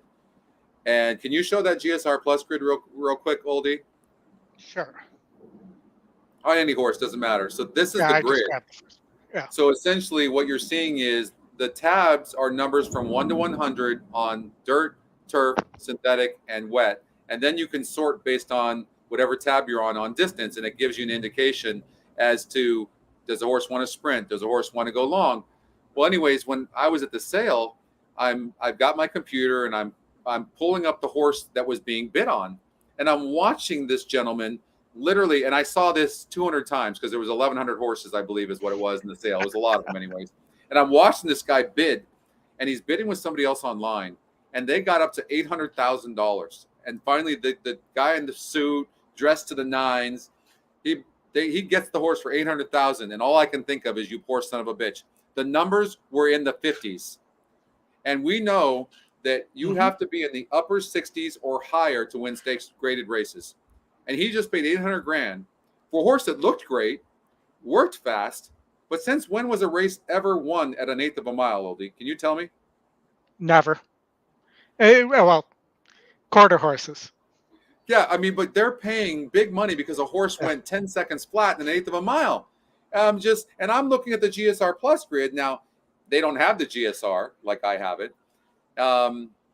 But anyways, what we're doing now is I'm automating the process where I'm going to be able to have every hip in a sale in there, and I can just sort the top hips at each surface, by the way, whether it's dirt or turf. Anyways, it's just incredible. What's up, Coach?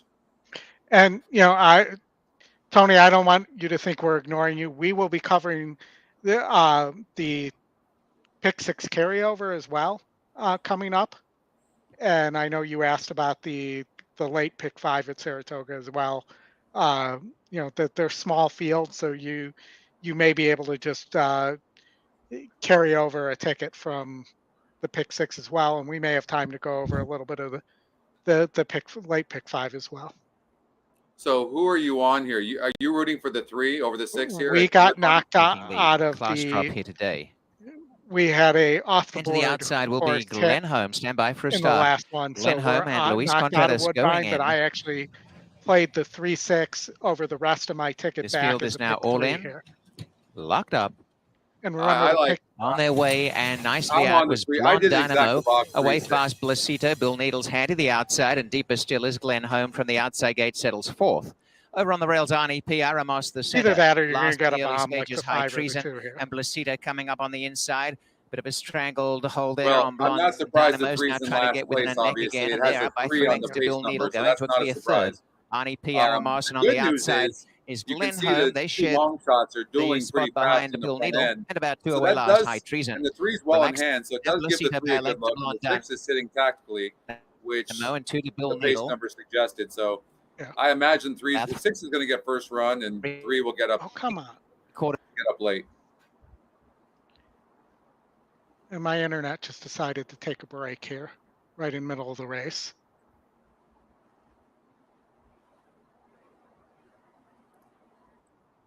Well, I'll tell you what's going on right now. There's Yeah. the 7, the 6 is getting the lead right now, and it's still on the backside. But the 7 at 32-1 is putting a lot of pressure on this horse.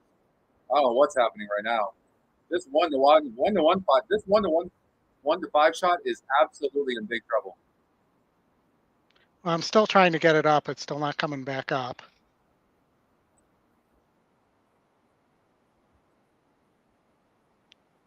Oh, he might be coming then back. Blonde Dynamo. It's Glenholm. Well, the sound came up for a second there.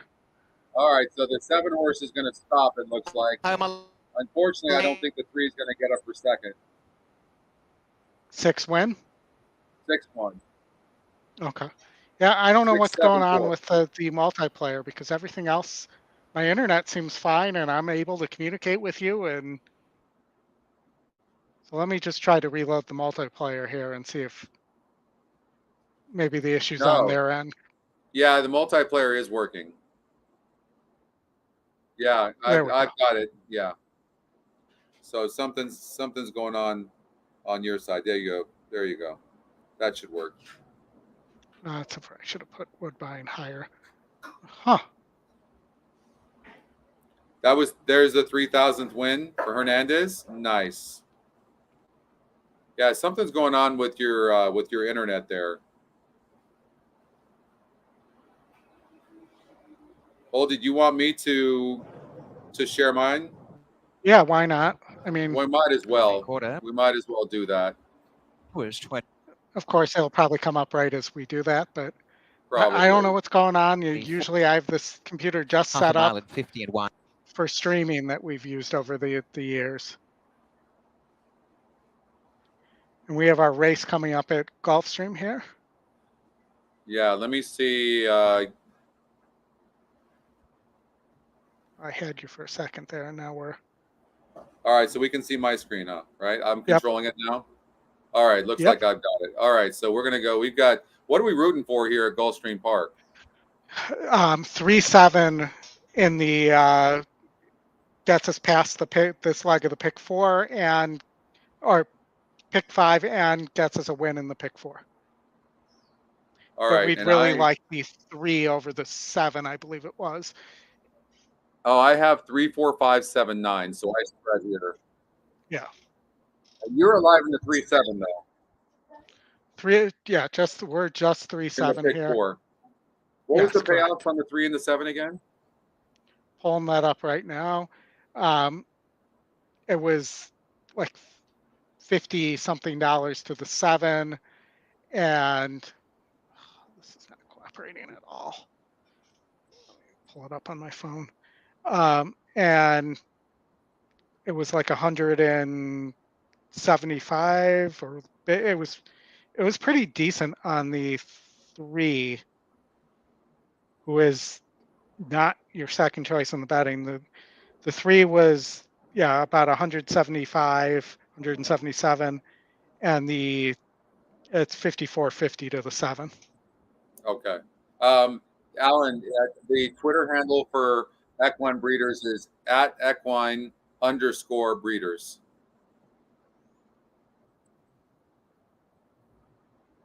Whoa.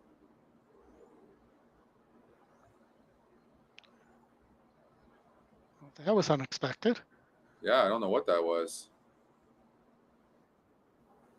I put the request in myself, so I know it went through. So, They could be having troubles on the portal. yeah.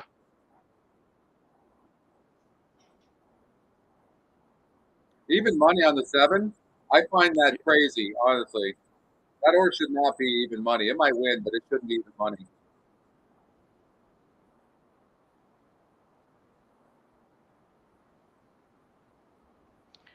Three's getting the pace it needs to run into, but I just don't see it being. I'd like to start seeing it move in here. 4 is running really good right now. 7's kind of all over the place.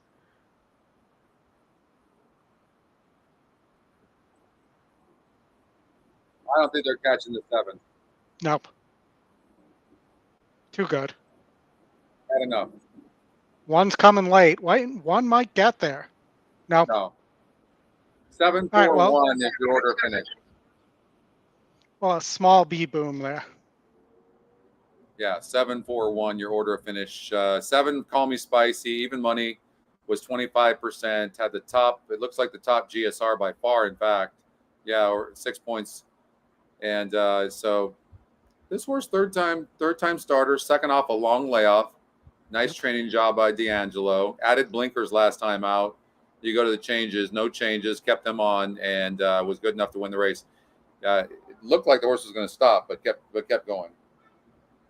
Yeah, and that was the case where you had they didn't quite match. You had the E top pick and top win percentage being two different horses, but they were the same 4 horses total or 2 horses total between them. And again, on synthetic, that kind of stuff kills. Yeah. And I don't Well, know why. good job. Nice job hitting that pick 4. Cool. Well, small boom, good profitability on that. Probably That's should have played that larger. But we're also looking at Saratoga. We have the 4 and the 2 in the pick 5. Okay, 2, 4 in the pick 5. Yeah. All right. And I want you to look at the wet GSR drop on the 5, the second choice here. So this, oh wow! So this horse is going from a 68 to a 51. Yep. And you know what else about this horse? You know what else about this horse I don't like? It needs the lead. Look at it. Yep.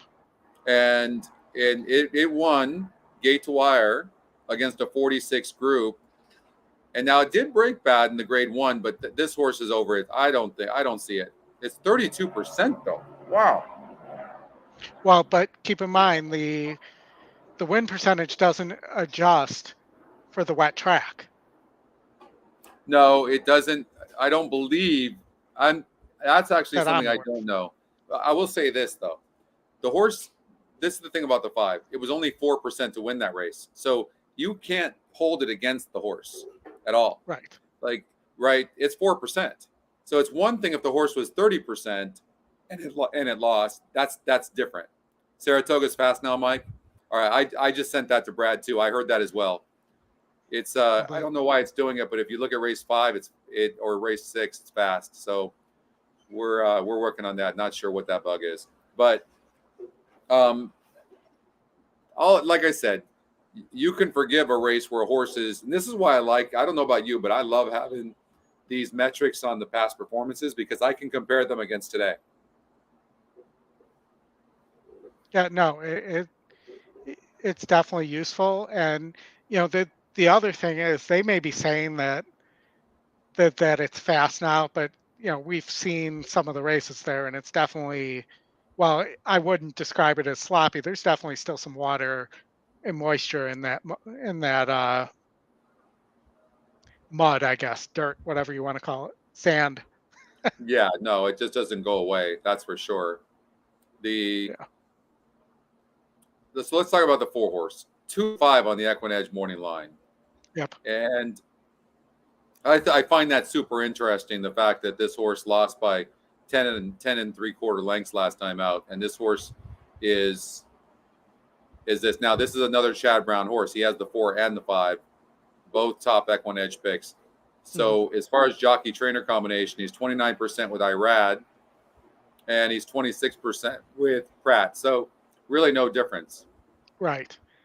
And, one's Judmont, one's Klarovich. So in terms of, they're both very high-end owners too. Right.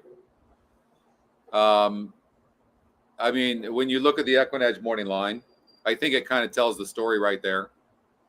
Yeah. Right. I mean, 2 to 5 on the 4. I mean, it could have made the 5 horse 2 to 5, but it didn't. And So, you look I at the think 5 horse as well, Scotty, and you mentioned this before, but I do think this horse does need the lead. Because if you look here, that maiden breaker was on the lead. The race before that didn't get the lead, didn't pass anybody. The race after, Right. even though it was a tougher group, didn't get the lead, didn't pass anybody. And this horse might get brave if it gets on the lead, but I think this too, who's a sprinter, who I mentioned earlier, I question whether this horse can get the distance, but this horse is fast. It is. It's fast, and it's going to go to the lead. And but we don't know the class that it has. I'm going to guess that it doesn't have the class, because when it had the lead 2 back, going 6.5 furlong, it couldn't get it. The GSR goes down. I'm not a fan of the 2. I'm personally not a fan. I think the 5 is going to go as well. I think Irad's going to push. I think Sias is going to go. Irad's going to. Well, no, that's not. That's the problem. Is you got Irad on the 5, and you got Jose on the 2. They're not going to duel. No, so that's not Jose. That's John Ortiz, the trainer. Oh, that's John Ortiz. Oh, thank you. Okay, I think the 5 and 2 are dueling, and I think the 4 horse wins for fun. Yeah, I think it sets up perfectly. Though we could have a situation like yesterday where it sets it up for the bomber and the 1. Yeah, no. Well, no, but the 4 is too good for that. I don't see Yeah, that. I think the 1 can be in the money maybe, but the 1's not class. The 1 is definitely not classy enough. This is all the 4. Yeah, the 4 almost won a grade 2. Yeah, no, this against is 82 SOR. I think 6 to 5 is a gift. It's top GSR, top EquinEdge pick, 2 to 5 EquinEdge morning line, 46%. I mean, I'm expecting to see 2 to 5 here, and we're seeing 6 to 5, and that's because people are looking at the 5 and they don't know what to do. I think the 4 is the key. And I actually thought this 3 that scratched out was kind of interesting, so I was disappointed to see that scratch. Sacred Wish had run decently in the Gulfstream Oaks and finished second in the Gulfstream Oaks and was coming back here and had the class, I think, to compete, but was scratched out of the race. And they're off. The 5 got the lead, and the cameraman forgot how to. The 5 got a pretty easy lead. The 2's really not pressing.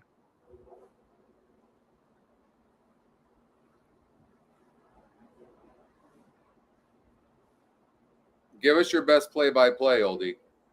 Well, the 5's got an easy lead. The 1's coming up the rail. The 2 is just kind of sitting in now, trying to get up and press the 5. We're at a little bit under 24 and 1, and that's pretty fast. Then 47 and a half there. That's very fast. Which is fast, but it is a mile, and these are stakes quality horses. The 4 is coming, but doesn't really seem to be putting the kick in I would expect. I think the 1 might come up the rail and steal this race. The 2's fading. The 4's not running. It looks like the 5. Running, huh? Nope, 4 didn't run a lick. Wow. The 5 is going to win this race easily after the 1. Well, the 1's going to give it another shot here, and it's just going to come up short. That that was a case where and my impression is that the rail might be pretty dead on the dirt at Saratoga, and so the 5 came off on the lead, and didn't sit there. The one tried to come up in the stretch, and then it had to be pulled back a little bit and readjusted off the rail. And I remember last year they had said that the one was, or that the rail was dead in the coming to the finish line. Why don't we look at Laurel Park, because we have a little bit of time. Yeah. And we've got the 6 horse. I mean, it's interesting, the 14 horse, who's the EquinEdge second pick. But if you sort the EE morning line, look, 6-5 on the 14, 5-2. Yeah. The value seems to be the 11 horse, the EquinEdge long shot. And then the rest look like, don't really look to have a chance. But there is a big pace advantage for the 6 horse. Yeah, no, the 6 does have a big pace advantage, good GSR as well. But, I will say against 54s, the 6 stopped, and these are 58, so these are slightly better. Do we have staging up? Can we look and see? I hate to ask for that, but No, it's okay. We can do we it. look and see what the pace difference was there? Was it a Yep. duel, or what did it stop? I guess is the question. See if I can get it up. There we go. And we look up the 6 horse and see what happened here.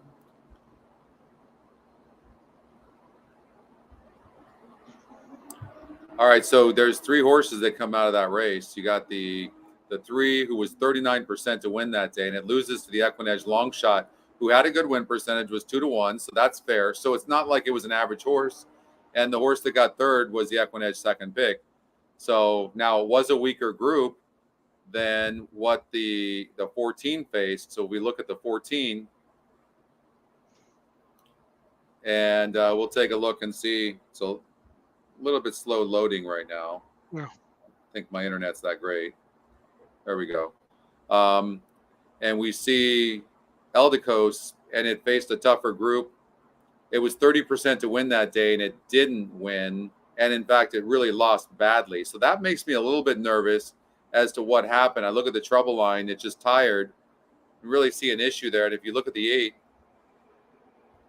it's won 123,000 in 4 tries. The 9, it was a good race and better. So you just have to decide. The way you look at this is you have to decide whether the 14 is still okay. That's basically the way you would look at this, right? And I think you need to take a close look at the 2 in this race as well. Okay, let's look at the 2 real quickly. And the 2, Gals Pal.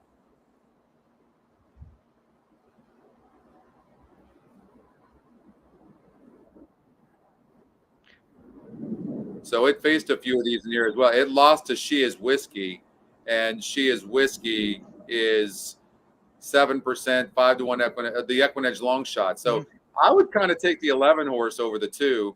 I like personally, I like the 6 and 11, but let's check out what happens. Yeah, we're off here. The 6 did not get an easy lead.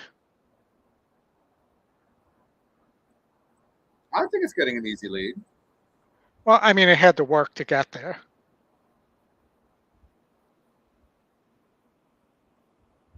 This might be a case where the 6 just goes too fast early. It doesn't look like it's going that fast to me. Now, 14 is sitting well in hand, but I don't know.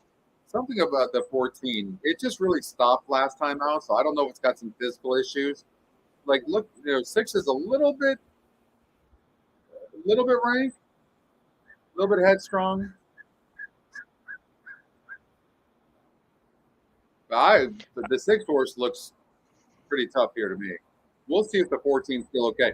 A lot of times you have to throw out where the last races where there, something happens because you just don't know. Maybe something happened, and that's a possibility with the 14 for sure. Let's see what happens here. Who's coming on the outside? The 13? Yeah, the 13's coming on the 14's outside. toast. 14 is not going to win this race, so something's up with this horse. Come on, 2, get out. Yeah, 2's not going to get up. No, this 13 is going to win easy. Wow.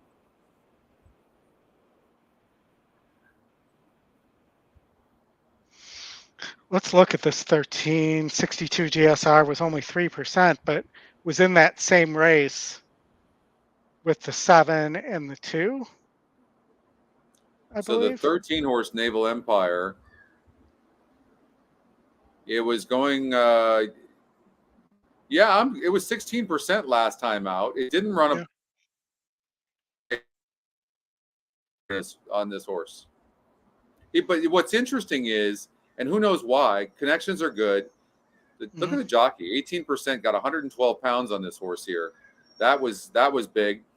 And Trombetta's been on fire. Yep.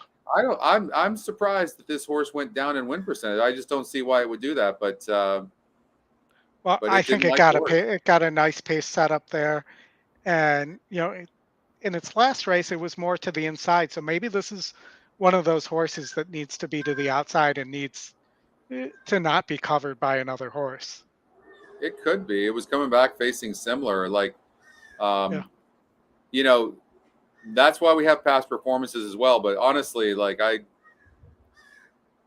if I look at this horse in past performances, I would kind of like this horse.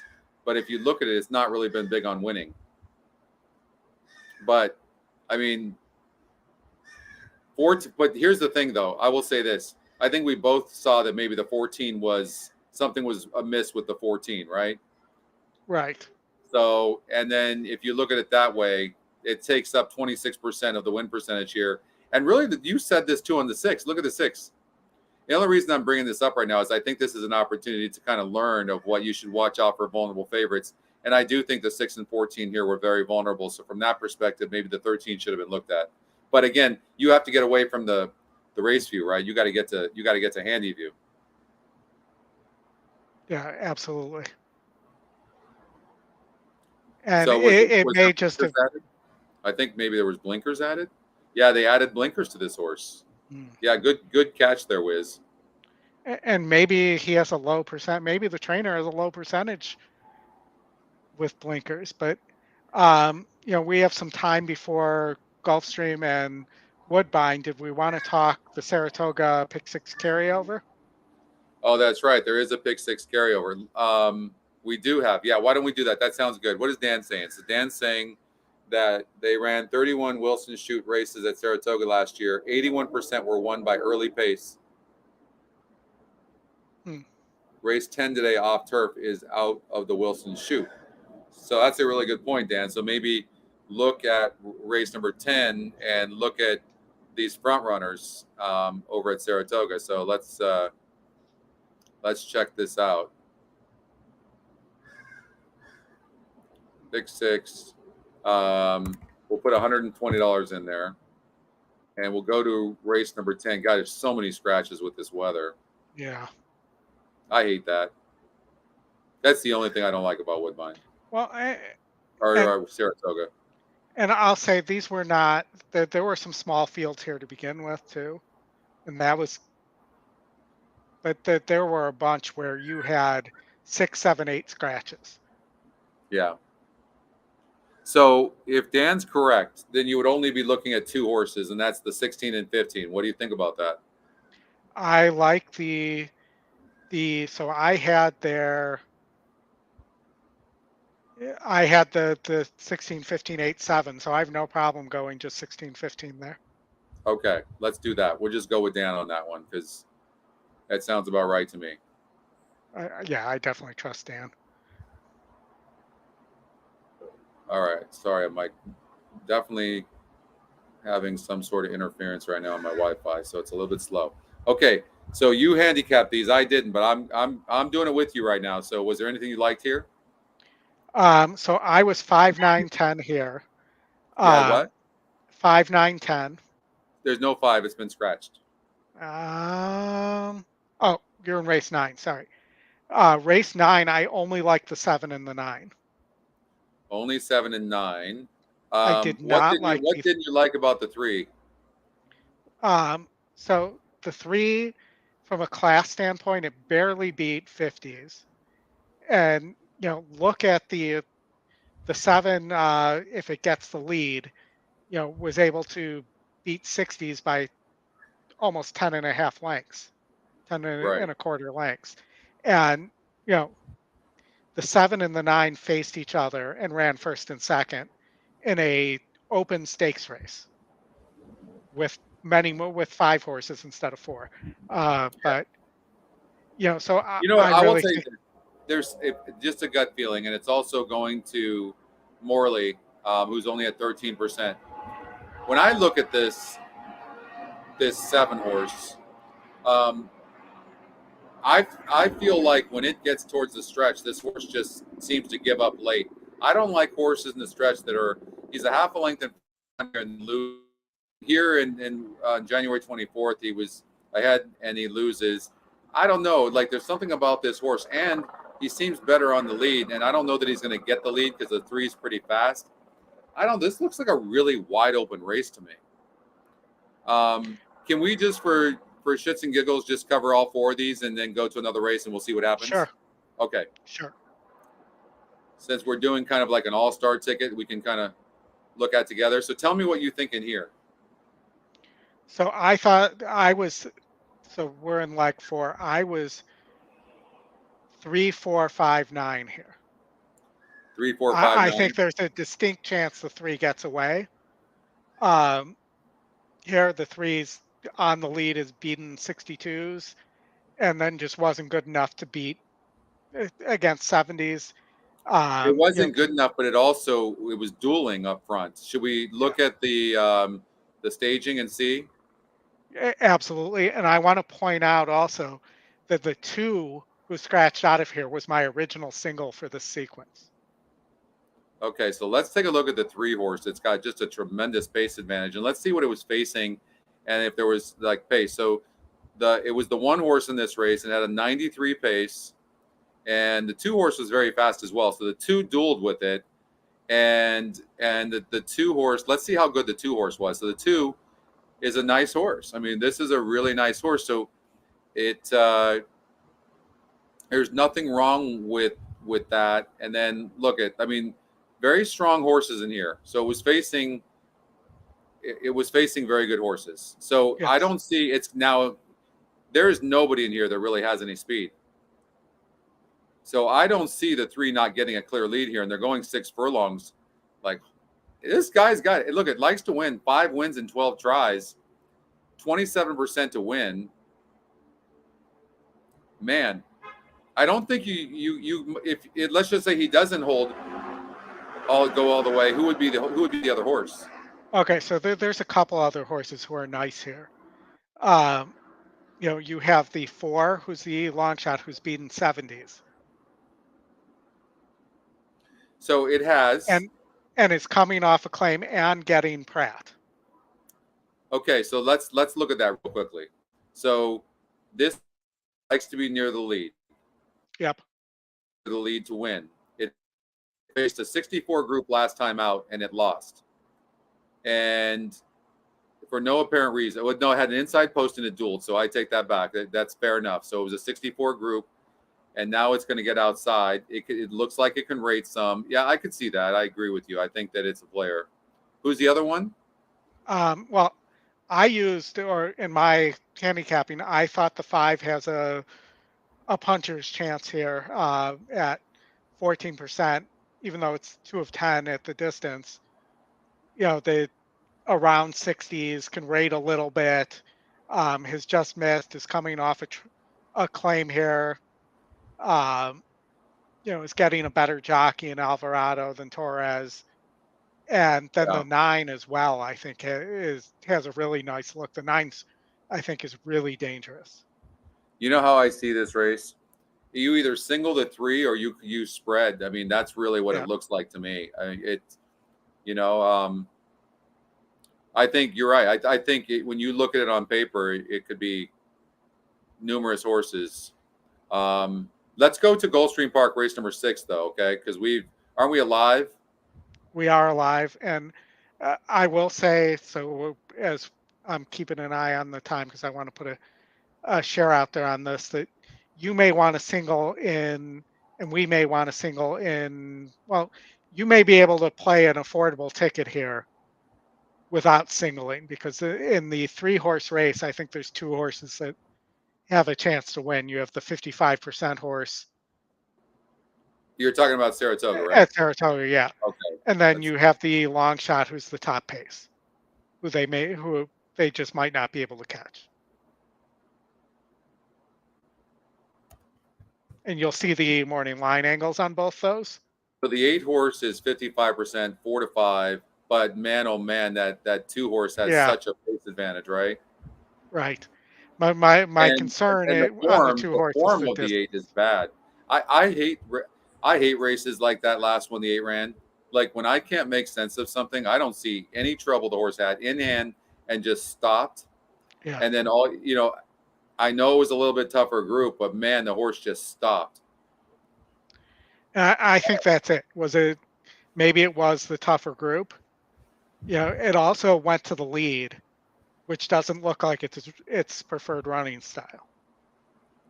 So I don't love the 2 personally, or the 11. I mean, I think the race is probably between the 2 and the 8. Yeah. So I had put together a $384 ticket before I went to just the 15 and 16 in the last. So I could get my ticket down to 192. Did you single the 8 here? I did not. No. You used the 2 and the 8. I went 2 by 2 in race 6 and 7, and 2 by 2, and also 2 in race 9. But if you think we need to add the 3 in race 9, I'd be open to that as well, because I have budget to use there. Let's go to Gulfstream. Gulfstream, we have we'll finish that. Yeah, we have 13 minutes before that race, so let's go to Gulfstream. There's probably about 2 minutes before. Talk to me about this Gulfstream Park. What were your thoughts in here? We're about to find out. I had the 1, 5, and I have the 1, 5, and 6. I know. I liked the 1. Remember, we talked about this race earlier. We both liked the 5. I thought the 6 horse didn't have to win, although it sure is gonna sit a good trip right outside the 1, or it's gonna have the lead, and then the 1 horse will be sitting off of it. I'm hoping the 1 breaks good and goes gate to wire. That's my hope. So I'm just gonna play a dollar pick 3 to cover my single there. Yeah. And I'm like I talked about, either playing a double or and what I should have done was played a straight 7-1 double there, which probably is paying.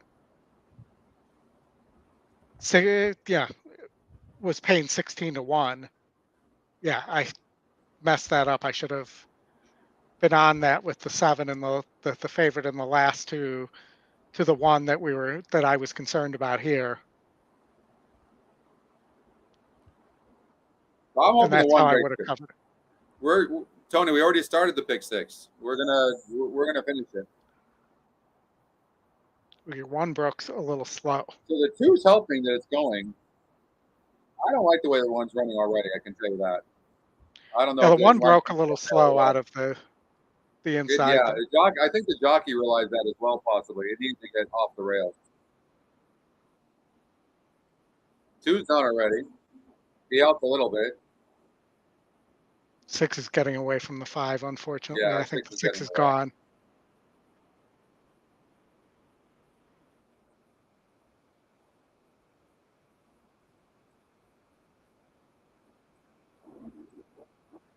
I figured this 1 would run good, but I did. I shouldn't have just boxed. Now they're boxed it with the 6. Yeah, I should have. It really did my not original get the ticket break, there. and then it didn't seem to like it. But you're not catching the 6. Come on, 1, get up for snap. The 1's running it. Well, the 1 shot's going to get second to 3. You 1 easy. Wow. Yeah, betting was smart there. Wow, nice effort there. 6-3-2. 6-3-2. All right, there's 7 minutes to Laurel. Actually, Woodbine's actually off right now. They're off. Let's watch this real quick.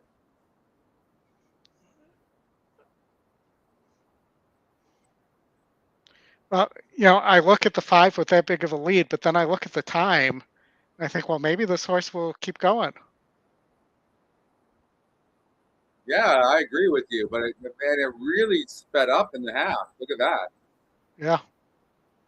But this horse, Mad Dog and Joe, is running really nicely. Good stride still. Well within himself. I don't know. 2's already struggling. 6 is coming nicely, though. Here comes the 8 as well. Oh, he's shortening stride now. Yep. 6 has got him. 6 is going to gobble him up, I think. Come on, wire. Wire. Wow. No. Wow, didn't get him. wow. So, Scotty, I 5, played. 6. So, remember I said that I had that in, but that was the horse I added in my pick 5, which got eliminated. Right. But you ready to hear this? I What? played that. I played the last 3 legs back as a $1 pick 3. So I had that. So you're alive to that horse? I'm alive to the 1, 2, 3, and 5 in a $1 pick 3 in the next leg. So that was the middle leg. Because Woodbine's off. You have to remember Woodbine being, I'm going to blame it on being Canadian. They start their pick 5 in race 2. So the pick 5 goes 2 to 6. And we got knocked out leg 2. Yeah. And then I played back leg 3, 4, 5 as a $1 pick 3. Nice. You see the pace number on that 5? Yep. That's exactly. Look at the horse too, and you'll see why I added this horse real fast. And then I got to get that Saratoga ticket in. Yeah, we got to go do it. Yep. Yeah, let's just get this in first. Yeah, let's go to Saratoga. All right, so I'm definitely going to play a pick 6 here. We got the 15 and 16. I'm using the 3, 6, and 7. I'm going to single the 3 horse. That's what that's what I think is the best thing to do.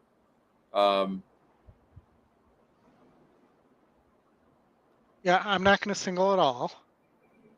I'm going to play a bunch of 2x2s because these are small fields.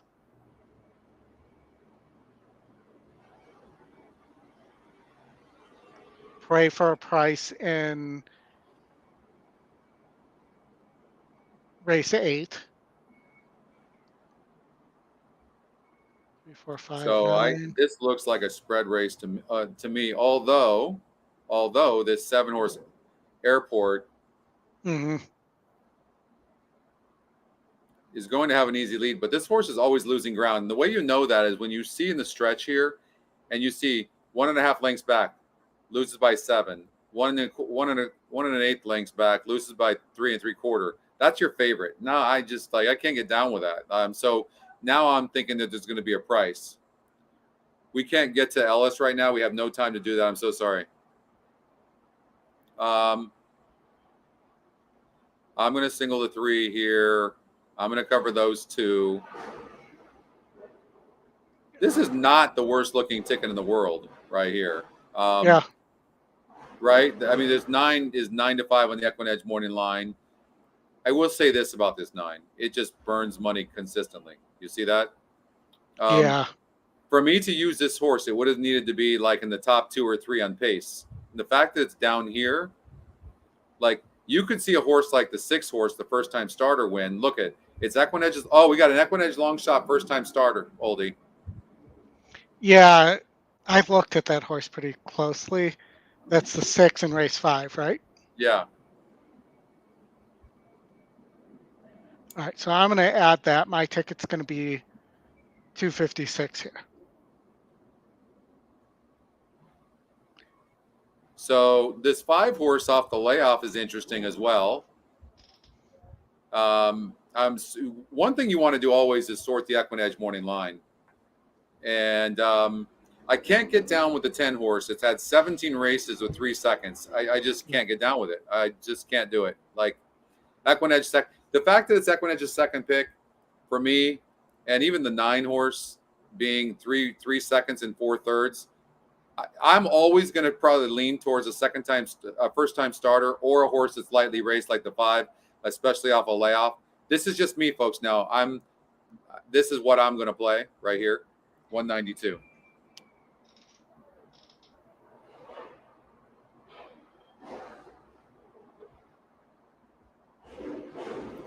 I think the 5 or 6, the EquinEdge long shot first time starter. We've been talking about that pretty much all afternoon. I think the 9's really dangerous here. It has been hanging that this is a state-bred group. It's coming out of open company on the turf. It has pretty decent numbers at this distance.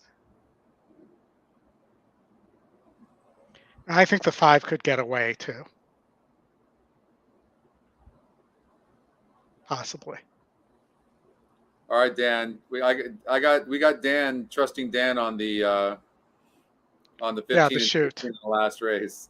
Again, there's many different ways you can go with this. I'm just giving a recommendation. This is what I would do. Oldy, we can put up your ticket as well if you want to do that. Just tell me what to put in here. Yeah, or I can just do this for a second. Oh, you could put it down there too in the chat. No, I just popped up my screen for a second. So this is where I ended up. Okay, perfect. And then I'll pop your screen back up here. There we go. All right, so you saw Oldies. This is mine. And so you can use different combinations of that, everybody. We've got Laurel Park coming up here, race number 7. So we have, there's going to be probably about 6 or 7 minutes before Saratoga with the carryover. It's a $1 denomination. And so we'll go, well, we can't show you the race, but we can show you this race. Here's an interesting horse, Oldie. You've got the 7 horse who's a price play, and you see the money bag. It's 9-2 on the EquinEdge morning line. It's 12%. So again, what I do in a race like this is I look at the 6 horse who is 8-5 on the EquinEdge morning line. And if I don't love that horse, or I think it's vulnerable based on pace or whatever, then now I'm spreading. Okay, so what do we know? Here's a horse that broke its maiden easily first time out. Horses that break their maidens come back to beat winners only 5% of the time. Now, there's a lot of other speed in here. The 1 horse, nothing wrong with what the 1 did. So taking a horse like the 7 or the EquinEdge long shot 3, who broke from the rail and won like that last time out and has the style to come from behind is interesting. I would probably take the 3 or the 7 and try to beat. I think you gotta. Well, the GSR is bad on the 2, but I think you got to look at the 2 also, who showed that it could rate a little bit. Yeah, the 7 GSR is not great either, but it's not like it's in the 40s or something like that. So it's not, they're at Laurel Park. So I think that, I don't think, you know what I mean? It's not that bad. When you look at the 1 horse though, 6-1 on the EquinEdge morning line, not in the top 2 EquinEdge picks. And when a horse is the betting favorite and it's not the top win percentage, it only wins like 16% of the time. So I'm trying to beat this 1 all day long. Let's see what happens. Yeah.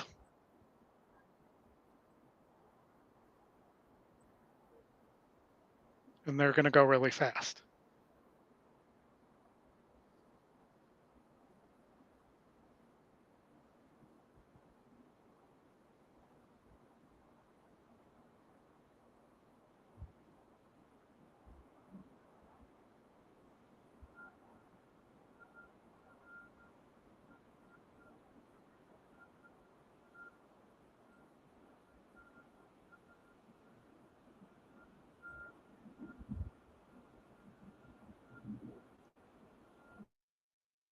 Oh, he was good. Yeah, nobody's really coming. Maybe the 3. No. I tell you, he fought off the 6 and ran huge. Look at that. He's going to pull away. It's a nice horse. Yeah. You don't see that very often. That was super good effort by that horse. All right, so we're all about Saratoga right now, right? Yeah, still haven't hit post yet either. There. Or we're at post time, but they still haven't hit that post. They're at post. You want to share your screen? Go ahead and share it, and you can take the controls on this one. Well, we can't show I'm it look- anyway, so No, exactly. let's see. Where was my screen on this one? Hold on. There you go. That's Yeah, mine. I was just pulling this up. I cleared it by accident. No, I don't know why I didn't do that. So hold on. So I really love first-time starters in these types of races, Oldie. So I'm kind of on board with the 6. I also think the 5 is probably going to be on the lead off of a layoff, and it's run decent and then slowed down, but it's never had a chance to get the lead. So Yeah. you're right, and so maybe if it gets the lead, it will run a better race. So I think that Russie certainly deserves a look. Yeah, no, I think the 5 has a chance to possibly steal this on the front end. It's interesting. But I'm Still still looking down at with the 6 though. Charming Jim has been getting bet the entire time. Look at the EquinEdge morning line. It's 12-1 on the odds maker, 4-1, and the horse is 4-1 right now. Pretty incredible. You know, my only concern is that it's Mark Hennick is not the greatest first time starter trainer. Yeah.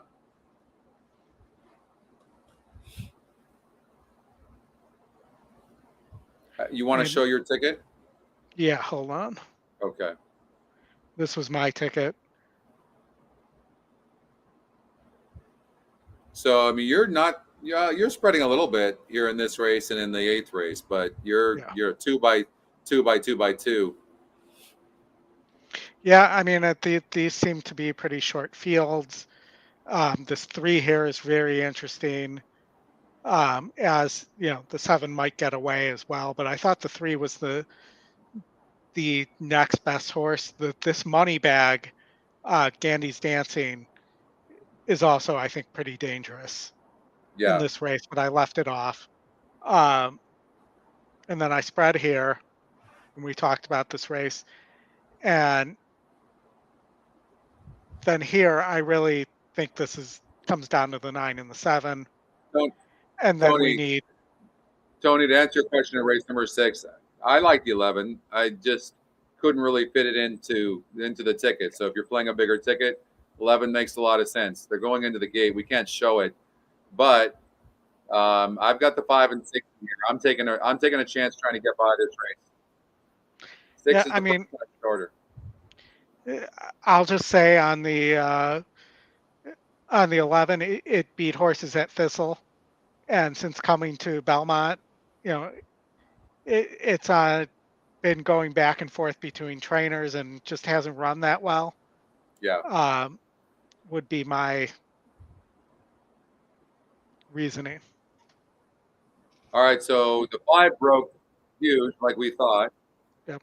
6 didn't break bad at all, just in between horses, which I don't like, but it didn't break bad at all. 2 got the lead though.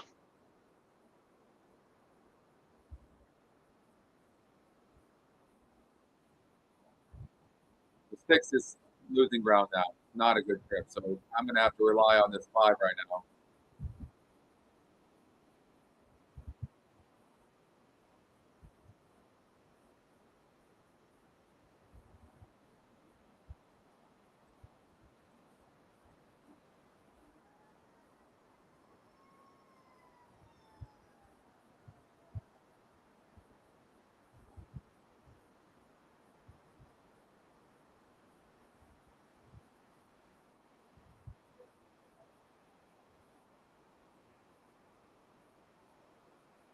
Get up 5. Get up 9. God. 9-5-2. Oh, and the 5, God. I think, would have won the bob with the 2. Yeah. Yeah, the 5 got the bob over the 2, but what a horse race that was, and the 9 got up. I couldn't get down with that horse. It was live, of course, but it just never got there. I didn't think it was going to get there on the backside. Did you, or on the down the stretch. Did you see that? No, I thought I was going to lose to the 2 right there. Yeah, I did too. But Justin can tell you a lot of times. Uh, the 2 won the bob, I think. Did it? The 2 got its nose down right at the wire. It was behind slightly on the 5, but yeah, I mean, I think that pace duel had the 2 not gone with the 5. The 5's gone here. That horse definitely needs the lead. Doesn't want to pass anybody. Yeah. That's a Daniel, to good. answer your question, the 2-year-old that we got is doing fantastic. I sent a tweet out today. If you go to @Equine_breeders on Twitter, I sent out a video of his workout this morning. So yeah, he trained really, really good. Oldy, I'm going to let you do it for a second. I'll be right back. All right. So we have Gulfstream coming up. That these last 2 legs were spread legs for me. Just from looking at this, these are horses that have run many, many times, and it's going to be hard to separate. Maybe the lightly raced 2. See, even this horse I have problems with. Just beat 34s. I mean, so if I'm looking for value here, I mean, this horse beat 32s. The 5, that win came a long time ago, but it is getting the GSR bump. The 5 would be something to be interested in here. And maybe, the 6 is 1 for 17 too, and didn't beat 38s. I mean, this is a group where I think pretty much anything could happen. You have a 1 for 35 horse here too. So I'm going to say the 5 off the GSR bump here, and maybe play let's just pull a double here. And it's going to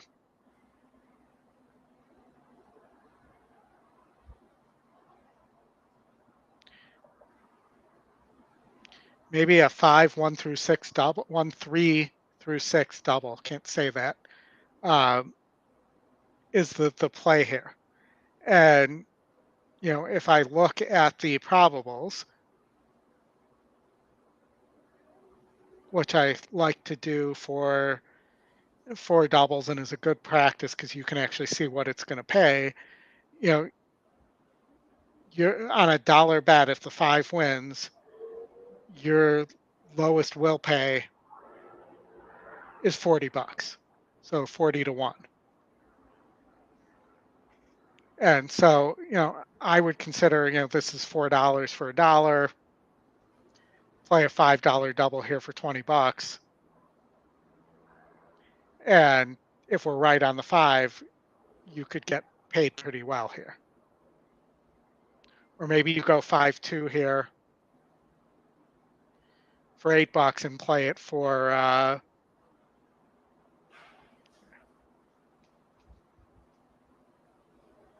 $2 or $3, and you still can get paid pretty well here.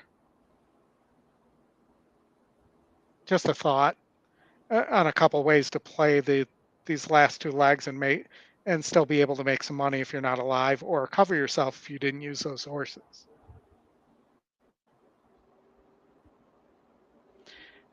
It's just, I have problems with looking at a 1 for 11 horse, a 1 for 15 horse, a 1 for, so at least the 2's lightly raced and could improve maybe, is my thinking. So I'm going to go 2-5 over 3 through 6. And give myself a chance there. We'll pay it for $3, which costs $24, similar to the $20 I was going to spend before. And we're also give us a chance to make a little money here. And this is some of the ways on days where the pick 5s aren't hitting that I've been able to balance the financial portion of this and find other ways to eke out some ROI. You'll see 5 is top GSR, 2 is also top GSR. They're tied there. And I mentioned this 2 is very lightly raced, getting a 1 turn. It's D'Angelo with Vasquez. They're 18%. So just an interesting option here. And I can see if we need to bring it up and Scotty's not back yet, I can get back on the feed and relog in that way as well. And so what did you guys play for the pick sixes? I know Tony played something at Saratoga. So put your tickets in the chat. Let's see what you guys played. Interested to see, with the 9, I'm assuming most people are alive.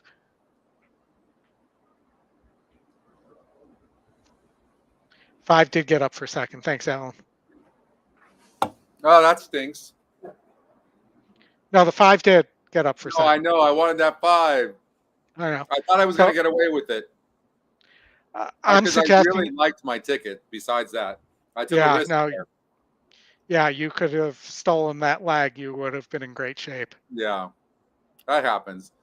I'm still alive here in the. Are you alive, Oldie? In this, I'm not. So instead, I'm playing a double here. I'm taking the E long shot with the big GSR jump, and the lightly raced 2 horse.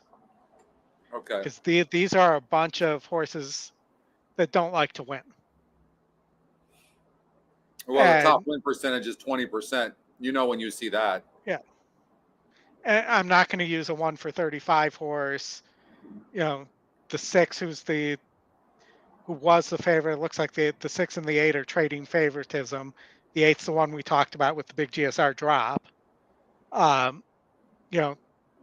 the lowest double was paying at to the 5 and the 2 was paying, I think, 40-1 last time I looked. Wow. So I'm just playing a $3 2-5 to 3 through 6 double. Well, I like the 5 and 6 best in this race here. I like the 6 North Carolina, who's tactical, might even have the lead, sit a good trip. But we talked about Seabury, the EquinEdge long shot, dropped in class, going last race to 20%, and the GSR is going up 16 points, a lot. And and you're getting 5-1 on the 5 right now. I don't typically love a horse like the 2 that was a 34 and moved up to a 40 and didn't win, but has actually won at the distance. It's a high percentage trainer. It gets Vasquez, and it's lightly raced, so it could still improve. Where a lot of these horses, you know what happens in a case like this, Oldie, is that you're at a level of 6,250, and this is why I love the SOR so much. So you have, so D'Angelo's going, okay, we ran 4th, we ran decent, we got to put the horse back in for 6,250. What you don't ever know, though, unless you have the SOR, is how strong each of those races is, because you and I both know you could have a 6,250 race where it's a 34 and another one that's a 50. So, well, and I'm pulling up an example of that because you have this race here on 624 that was a 52. Right. Oh, good call. Yeah, exactly. And this horse got smoked by 12 lengths, but it won't most likely lose by 12 lengths here. It's just that race came up really tough. But that's also why this horse is 20% to win, is it's getting that big SOR drop. Exactly. And being Cone has not been doing well, and he's picking up a low percentage jockey too. And this horse is top of the weight. I don't like this one at all. But again, the system sometimes knows things, so we could get beat here. I'm going to give you, because they're approaching the gate, I'm going to give you back control of the screen here. You got it. All right. So they are about a minute before the race. There's the 5, and This Seabury Oldie, I'm telling you, this one's got a big look. Okay, what's all? And that's saying happened a lot. Observation. First 2 EE picks came in, 3 of 4 or 4 of 5. The rest is subjective. Again, I like the 6 horse. This horse meets a lot of my criteria that I like in 1-turn races, and that is has a lot of the metrics like the horse, and the horse has a good pace and can rate, and needs to be near the pace. The 6 is all I know is this. I don't know if the 6 is going to win, but I do know the 6 is going to get a perfect trip. That I know, or like this horse with a good break gets a perfect trip here. If the 1 goes, then the horse can sit. If the 1 doesn't go, the 6 will have an easy lead. That's what I know. I will tell you what I know, which is that the 6 wants turf or synthetic. You're seeing about a 10-point, a 7 to 10 point GSR drop there. You're also seeing, this horse needed the lead in order to win, and in order to beat 36s on synthetic with a higher GSR. Well, so, true, but it won by 5.5 lengths. Now, does it need the lead? From this post, I don't know. I would tend to agree with you that it probably needs the lead and it might get it. The 4 has speed as well. I don't like the 4 to win, but the 4 does have speed. We'll see. But if they do go fast up front, fast for this group anyways, if they do, then the 5 is going to be super, super tough to beat. Yeah, and I think it sets up well for the 2 as well. But I also don't, and on the subject of the 6, I don't trust Sonny Leone either. What don't you trust about him?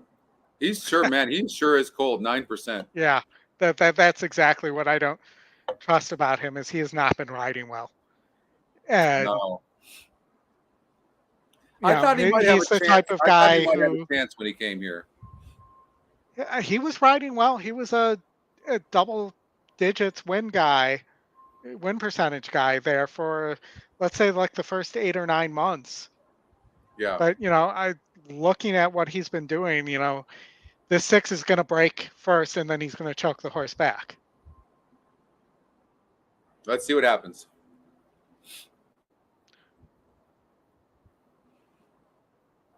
Or he'll go 6 wide around the turn.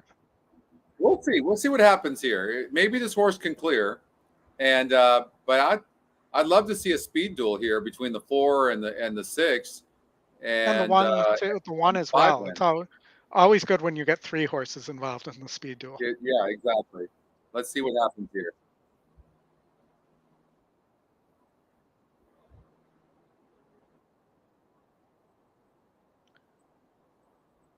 Four did not break that well, but the 1 and who's sitting to the outside of it's the 8. The 1's going to try to come on through.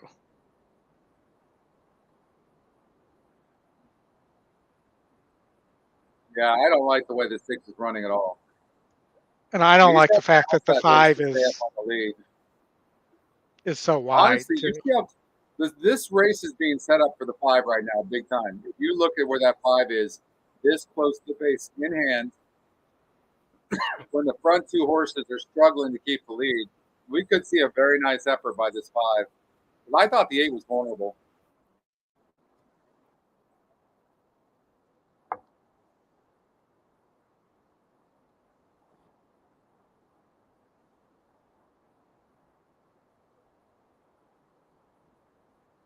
Oh, 3's loaded.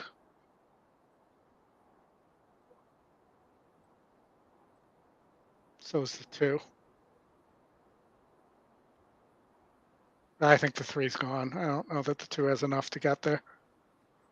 Well, 5's for disappointed. Good position and just stop. You're not beating this 3. You're going to come in 3-2.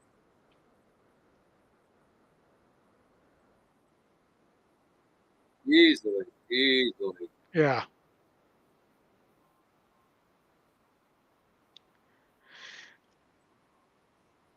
And we can jump right to Woodbine, see if I can hit that late pick, the $1 pick 3 there, which is 5x the Pick 3 You see totals here. you hear the sound, right? I don't know why Tony's saying no sound. No, I'm not hearing any sound either. You're not hearing sound. Come on, 1.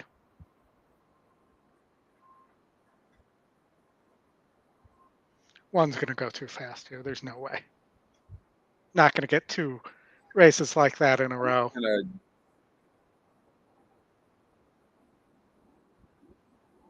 Bear with me 1 second. Yeah, I see you have the sound on there. I mean, I do. I fidget with the stuff enough when I'm running the screens that. How about now? Can you hear the sound now? Nope. No.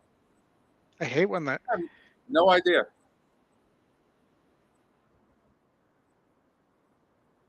Really strange. Come on, 1.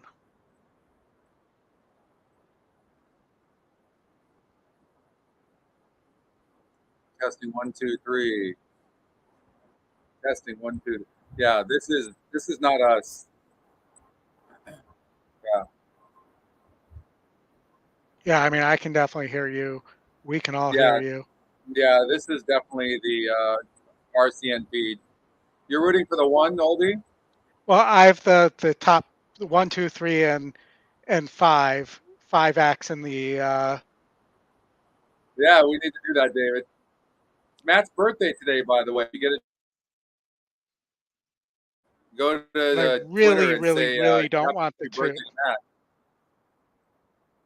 So this is a wide open race here. I mean, look, if nobody seems to want to win this race, I don't think Yeah, the favorite, the 2 is going to win.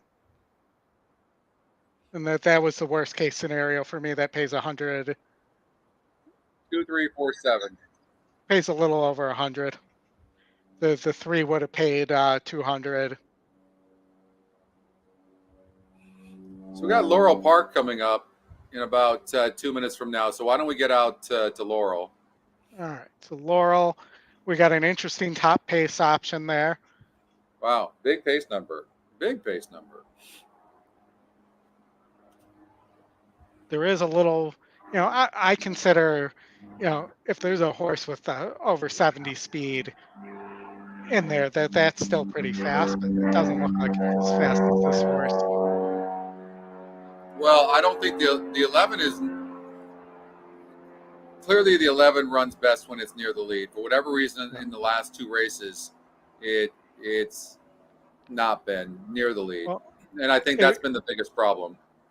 It broke slowly, and it also was on the outside.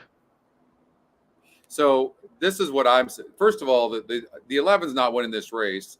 The 3 is going to break from the inside. 11 is wide, and that's not a good place to be right here. So I think the 3 probably still gets an easy lead. But if the 11 breaks good, then it could press the 3. So it's just a matter of what you think. It's certainly subjective here, Oldie.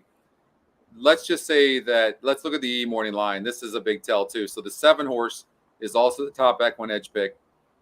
I think the 7 horse is won 2 straight races. It moved up in class last time out. The interesting thing here, though, is it was 26% last time out. Today, it's 13%. I don't know. What are your thoughts? I think that I was looking at maybe a 3-6 exacta here. What do you see in the 6 besides the drop in class? It's top TSR, top SOR on the turf. Granted, it was running on the dirt, so it's going back to where its preferred surface, and had been running against graded stakes company. You might have something here, and I'll show you what I'm seeing. If you look, it's been facing way tougher horses. Mm-hmm. And then when it did run on the turf, it was facing 70 and 74. And today's a 56. Because of the bad form, the system probably doesn't like it that much. But this is a nice 20-1 shot, especially when it doesn't, especially if the 3 and the 11 duel. I think you might have found a decent price horse there. But you know who I like? I'll take the 1 at 6-1. Okay.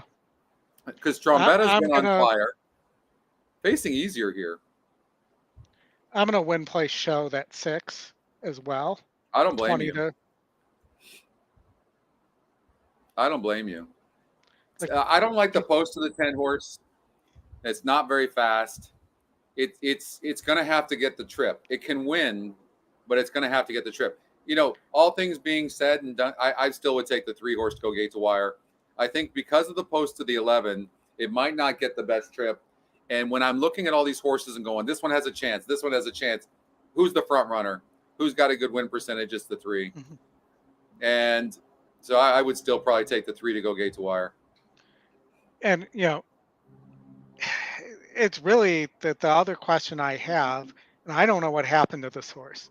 The 8, the long shot going to turf. I don't know why they're moving it to turf, except for it won a open non-graded stakes race in January, and then hasn't run since. You know, it's run but hasn't run, so to speak, on the dirt, and then went to the shelf and now is coming back off the shelf on the turf.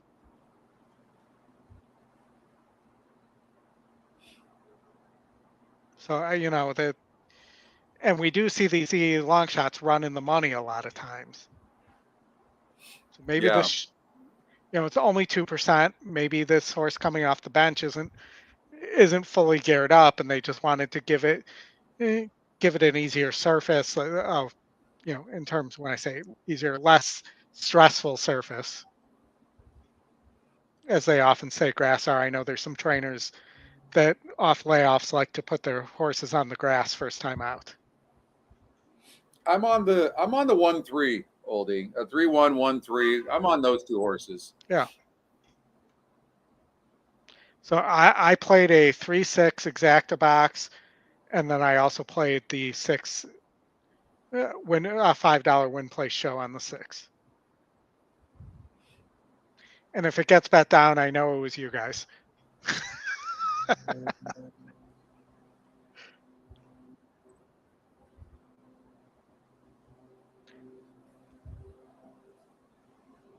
And I just think that the 3 could get an easier lead than we think, just because the 11's breaking so wide, and we'll have that extra distance to. That's exactly right. 3 just needs to break good. And did not. You know, broke okay, but no, he really didn't break as good as you like. And by the way, too, the rail's out. But see, I just don't think the jockey did a really good job on the 3 at all. He should have said, look how ranked the 11 is. Yep. Okay, so we got exactly what we thought might happen. That's the 3 and the 11 dueling. So who's this set up for right now? The 10 got a beautiful trip sitting. I'll take the 10 right now. 10 and the 1. No, they're going crazy. He's trying to choke that horse back too on the 11. And it's just not cooperating. No.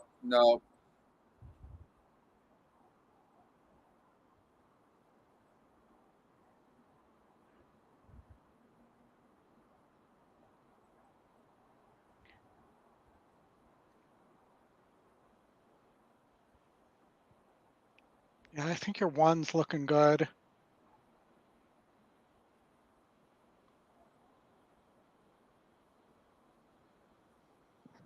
Here comes the 1. Yeah. Come on, 1. Come on, 6. Come on, 6 1. Get ain't up. running. Get up, 1. 1 and 10. 1's hanging though. Come on, 1. Get up. 10's not changing leads, but it's going to win. 10-1. Yep. 10-1-7. 6 ran good. Yeah. I think Should have ran better than that. It ran good. Man, I thought I was going to get that 1 horse home 5-1, and the 10 horse gets the win though.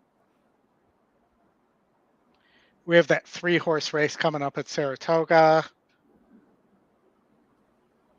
And what time are you able to hang around for a while? I'm gonna leave after the Saratoga race, Oldie. But if you want to keep it going, I can. I've got commitments I gotta do. But I appreciate you having me on. No, I appreciate you being on. You know, I know the community really appreciates seeing and hearing from you and hearing about what's next and what's coming at EE and the breeders as well. So Thank you. Thank you for taking the Oh, time thank with you, me. Oldy. I appreciate that. By the way, we're really excited right now. We got our beat on a really possible, really good developer, another programmer. We've been holding out for a good one. We don't want to get average ones anymore. So we're crossing our fingers. We'll know here in the next couple of weeks. But if that's the case, then we'll be moving even a lot faster. So really, and other big things are brewing too, which I can't speak of right now. But there are some really big things in the brew right now. So a lot of exciting things coming for the EquinEdge community. Do you want to hear what the most requested thing, most asked about thing What? that I hear from people, especially in the classes? Huh? And you're going to say there's no way we're not doing it because What? it's something where you and I have both said it won't work, just doesn't work. But um, people are still clamoring for a late pace number. I know. God, it's driving me crazy, you guys. And I mean, I'll tell you, in the classes, I tell them, you should tweet that to Scotty. oh, thanks a lot. I appreciate that, Oldie. Thanks a lot. But I do talk about how difficult it, not only is it difficult to do, but it's deceptive. It's Because deceptive and confusing. Sometimes we think we want something. It's like, what? Oh, think about it. Okay, before I give a late pace number, I might as well release then the mock race. I might as well. well, The same and I thing. was going to say the mock race is what we should be doing instead of the late pace. That's right. That's right. We might as well. And I'm going to release the mock race one of these days. But I felt like it. The thing people should be asking for, but we haven't been able to get a good one yet. And that's the horses that need the lead algorithm. Yeah. Because that is a real good one. That's an interesting. I'll tell you what. Yeah. There are a lot of things that people have asked for, and every one of them I've already thought of. That's one I didn't think about. Imagine giving people the ability to use the ticket generator and choose what it wants it to focus on. More on the EE picks, more on the EquinEdge long shot. Maybe they could do little switches there, Yeah. because right now the ticket generators really focuses more on the win percentage. And why wouldn't it? Because it's a higher win percentage algorithm, right, than the other ones. But that's a really interesting thought, Wiz. I never considered that. And Scotty, one other thing I'd like to throw out there too that I've been pondering, just from being the data guy I am too, is I would love to see the original ticket generator algorithm back as well, or algorithms Right. as an option, because that thing would just find some insane things that were not in the win percentage or in It the did. I remember that. You're right. like I would love to have that back as an option as well, because Okay. one of the other ways you could use this is to be able to compare and be able to find, maybe it's one horse that you're missing and you've had 2 weeks of 4 out of 5s or something like that. That original algorithm, we love that original algorithm It would that find it's true. It would find some bombs. It would, but yeah. it would. You can't make everybody happy, because also, Oldie, Oh, we were getting so many people saying, "Man, this thing's not even close," because they didn't play enough of them. And then you get people now that go, "Well, I hit the pick 5, but it didn't pay anything." Again, that's why this is so subjective. Yeah. Right. Right. And that it more goes along the lines of me complaining to you about the win percentage algorithm when what was that, like 2 years ago now? Yeah. uh, Yeah. Yeah. You're right. And we made that good. yeah, you did an amazing job on that. We did. uh, and And you were right. You were spot on with that. And we came up with a really good. This win percentage algorithm is amazing. It really is. Like mhm. it's so good. And what's great is the EquinEdge top pick is amazing. In fact, I don't know if you realize this, but the top 2 EquinEdge picks, one of those will win like 55% of the time. you And know that's pretty I might amazing. be the one guy who realizes that because I'm tracking that.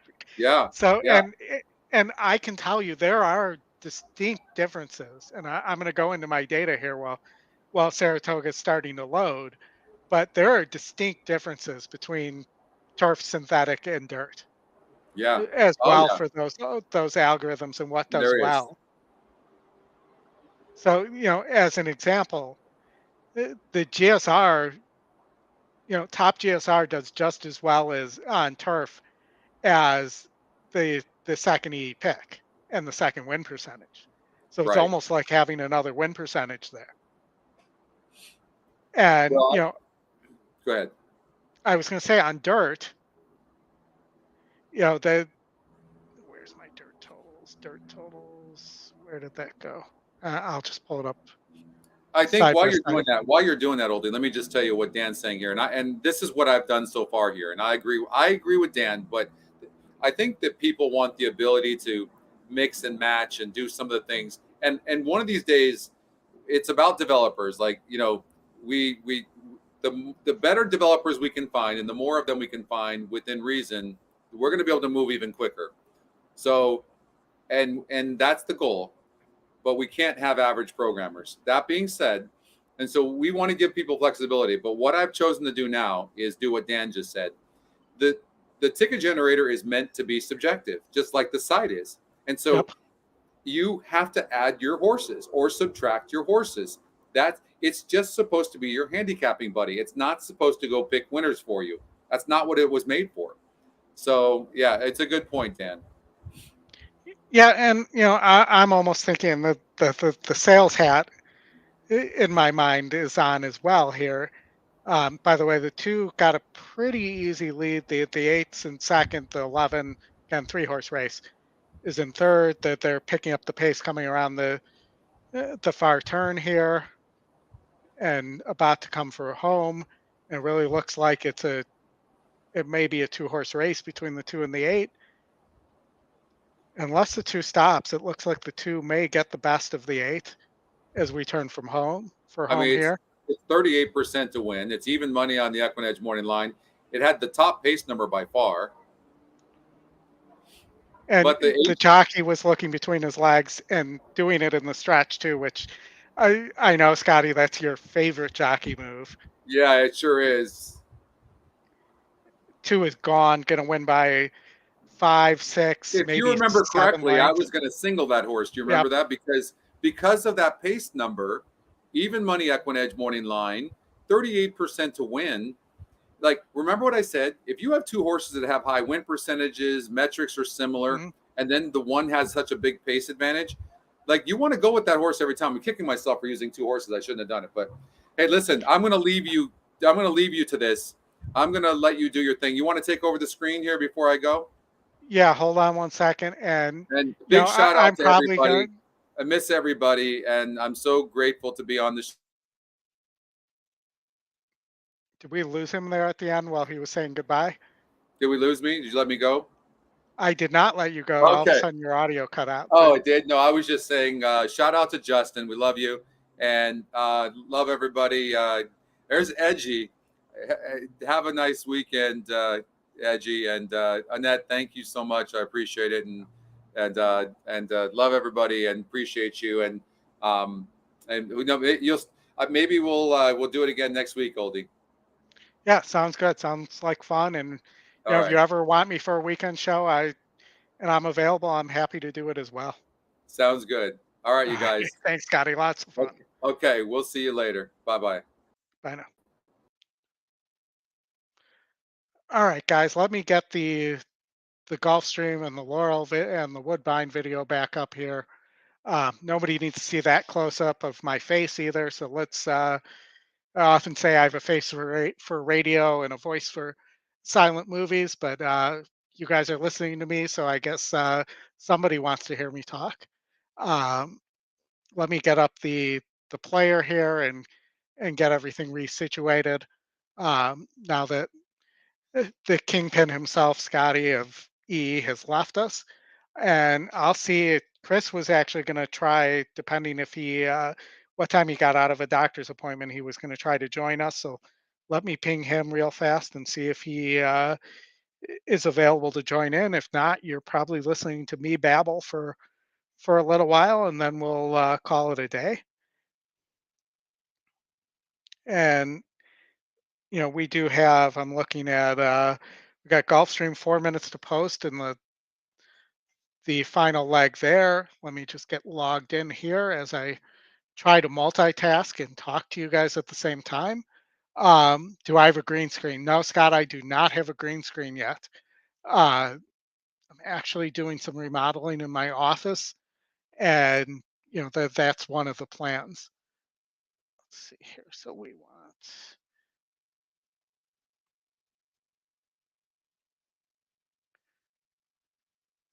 Give me a sec to get the link up, and I will keep babbling here because I'm trying to avoid the silence. And one more second, and I should have my my device I use for streaming here back logged in. So one more second, I promise. Just a second. Let's turn the camera off because we definitely don't need two views of me. And share the screen. It would help if I could remember all this stuff. Feel free and make fun of me too for this stuff. Here we go. Possibility. So, Post time for and race. it sounds like my audio is working here again. What's that? I don't know what happened with the video earlier today, but hold on. Got to log in.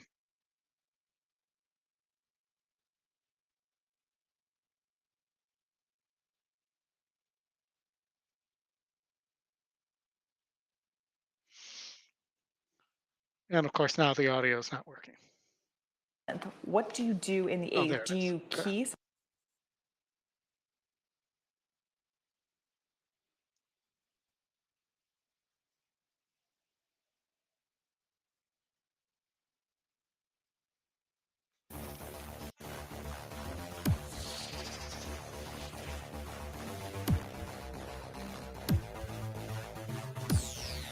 I think I have too many sounds on there.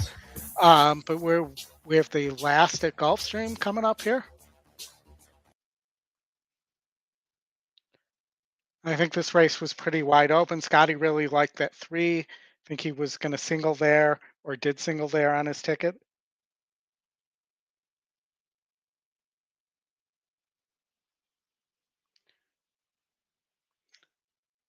And they're getting close to the gate. I thought this race was pretty wide open. Again, this is a synthetic race. I talked that he does really well on the synthetic, especially with the top couple picks. I don't like the 4 here at 37 GSR. So let's look at maybe the 5 or the 6 here with the 3, or maybe even the 2.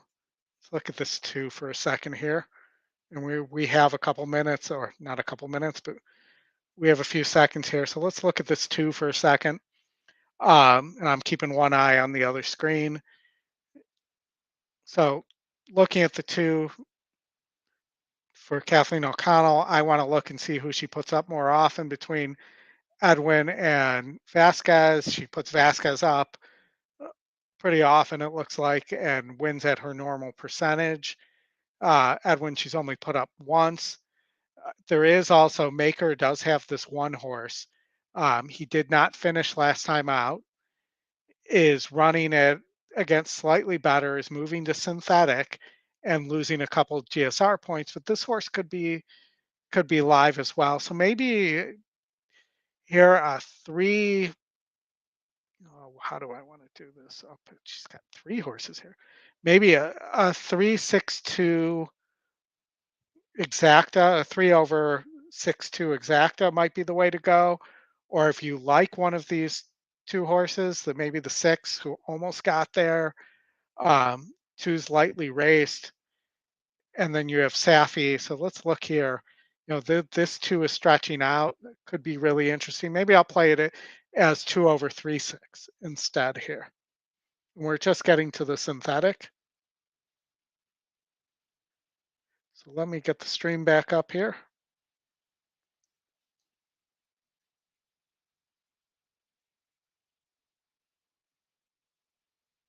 All right, so now we're at Gulfstream.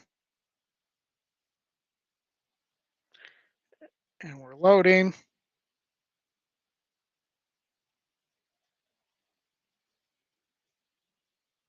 The horses are at the gate. It's now post time. Moving in now for race number 8, Super High Five pool approaching $20,000. Rough and Rowdy is moving forward as the third choice at 7-2. Money's on 3, Carson, and 6, Dollar Bill. Dollar bill, y'all. Dollar bill. Dollar Bill and Brooklyn Dreams, the last 2 to go in.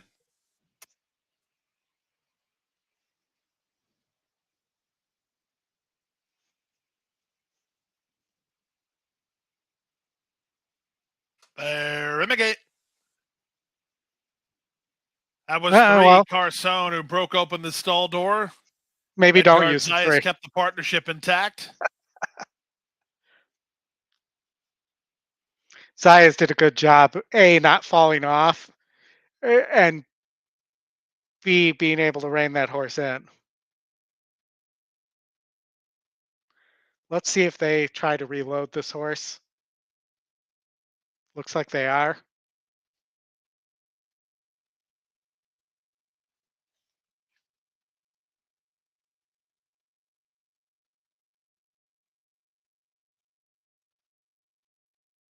Carson undergoing a vet exam.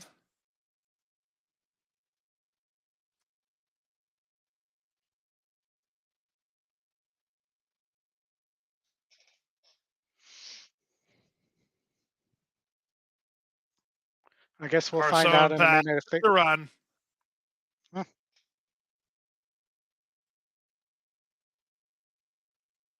Race 8, take 2.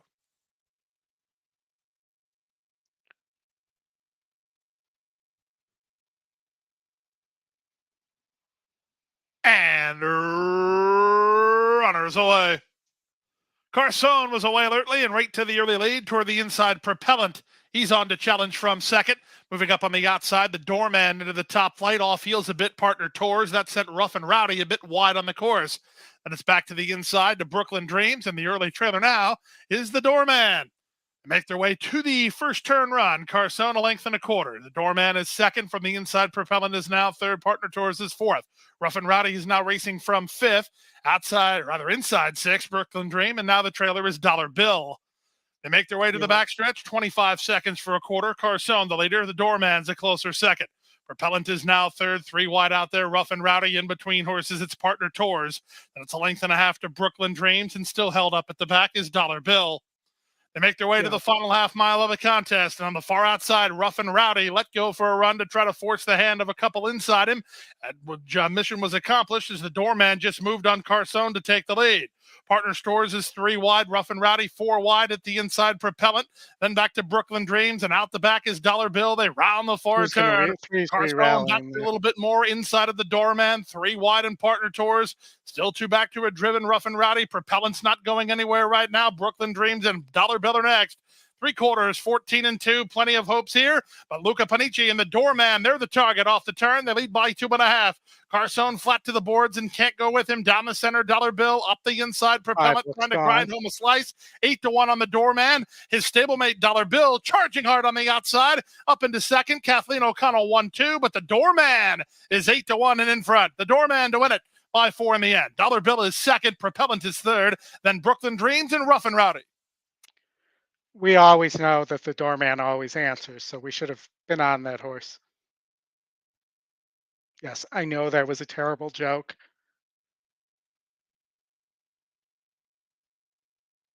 Terrible.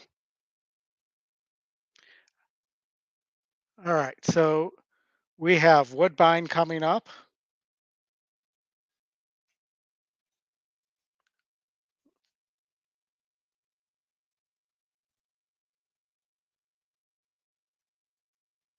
We're 2 minutes from post. There, we could do a late double maybe at Woodbine if somebody's interested in that. We have a turf sprint here. We have the 3-9. I'm sorry, 3-5, 4-5. Is this not sorting or is it just, there we go. Okay. The long shot is also your top SOR. Bad GSR though, really bad.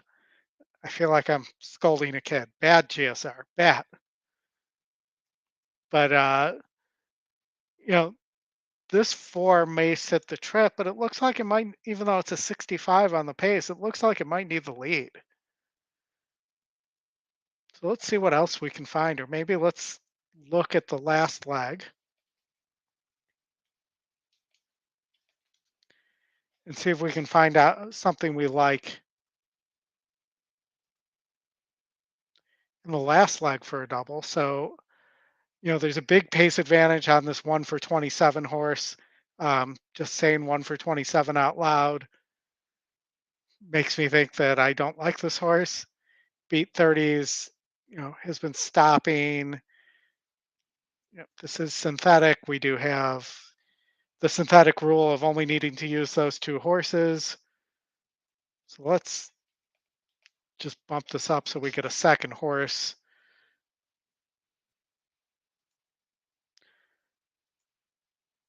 Both these horses appear to need the lead. Who can rate here? Maybe the 1.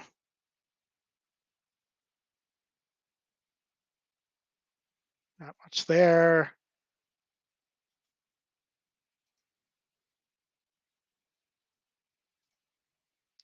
I mean, I guess I'd take a shot on the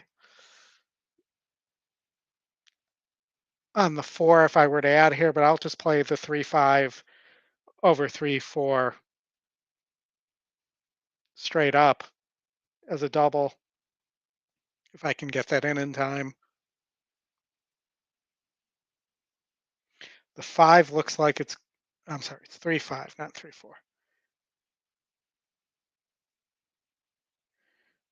3-5 over 3-4. We'll just play a little $4 double there.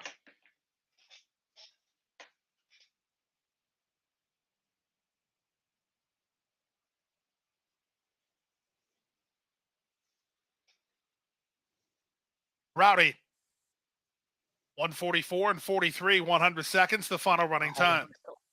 And let's get the Woodbine sound on. We got some rowdy horses here.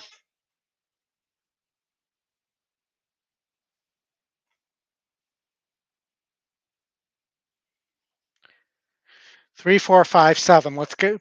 Let's go, Alan. What do you have in the last?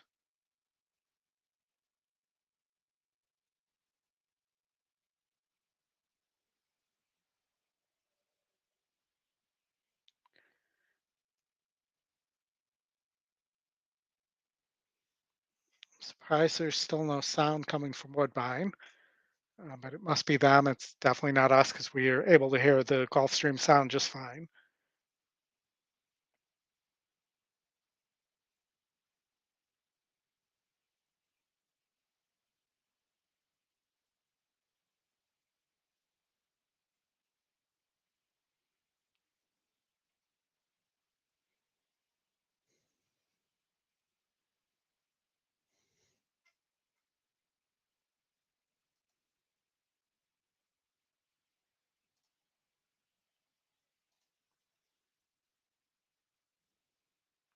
This is the payoff leg. Okay, so now you're going to make me look at and not make me look. No, nobody's forcing me. So pretty good. Looks like some pretty good payout opportunities here. Since you must have had that 5, that top pace horse that was 20-1.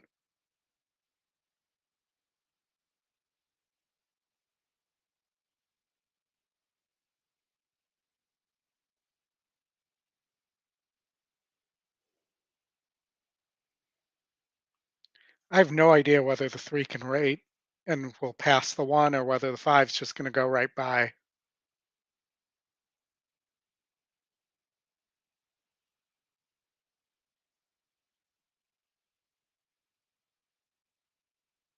Three really does not look like he wants to pass anybody. 5's going to have to fight to get up. The 1 got loose. I think the one's going to hold on. And I apologize, Alan, because I see you don't have the one there.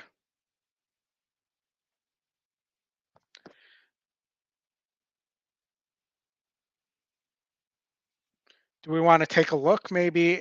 So we have some time now before the next race at Saratoga. We'll hang out for one more race at Saratoga. But in the meantime, anybody have a thought on where we want to go? We want to go to Monmouth, Ellis. They're both about to go off.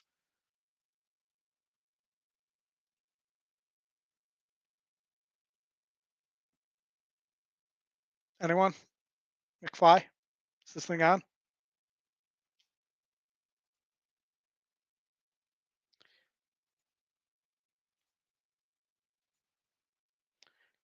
Six looks interesting at Ellis, but Top Pace has been doing really well at Ellis.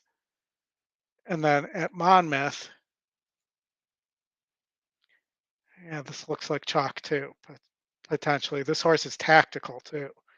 Let's see if there's any other advantages here. This 5 looks pretty fast and tactical as well. That note was not very useful. Let's see, is there anybody who's, I mean, even this 8 looks useful. I am going to say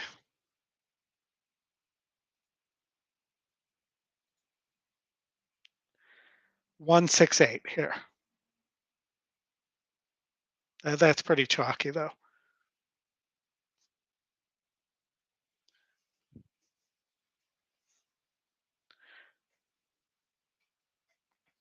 One, 6, 8, and the long shot looks a little outclassed. Maybe gets up for third though.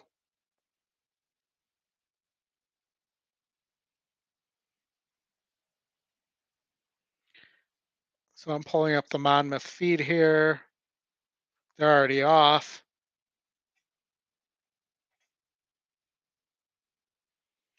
One did not break well. It's the 6 and the 2 on the front end right now.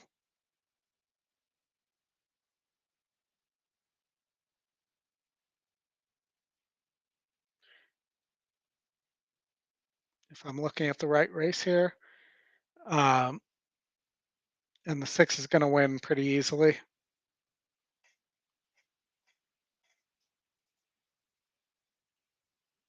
8 and the 1 didn't fire at all.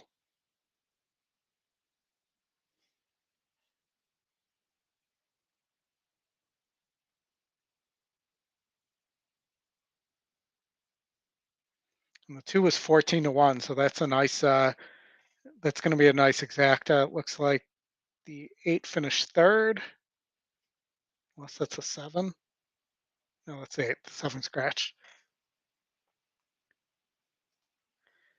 And it looks like the next race up, and we're about 10 minutes away here, is going to be, let's see if everything's off here. Well, it looks like we got a Delaware Park race that hasn't gone off yet. We can just bide our time with this. Race 8 at Delaware.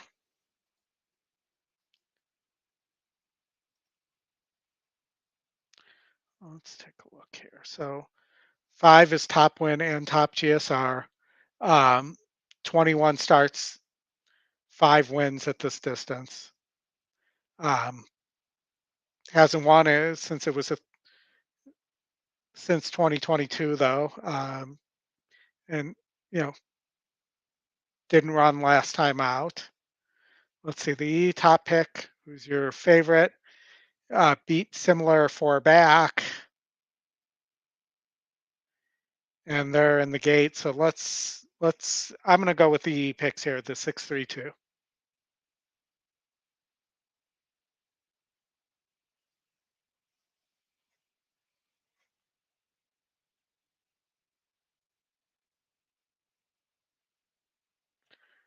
and the 3 gets the lead. The who was it? 2-1. 6 is second, 4 is third. That 5, who was top win percentage, is in fourth. And the long shot may not run here, or it's going to have to pick off a bunch of horses. It is not a brisk pace. It's about 25-1. So that's going to be tough on a horse that's coming from behind too.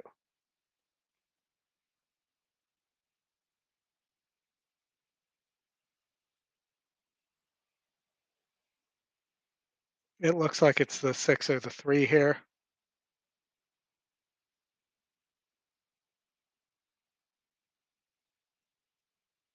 Though the 4 is coming. The 4's got horse.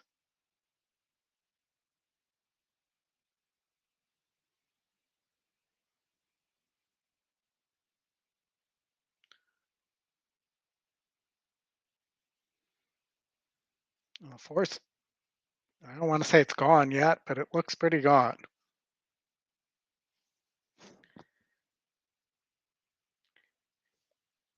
And that was just a crawl of a pace too. So those front runners, you might want to put a note on the 6 and the 3 that they stopped on a very, very slow pace going a mile. Like that was a slow pace for a mile and a 16th or a mile and an eighth.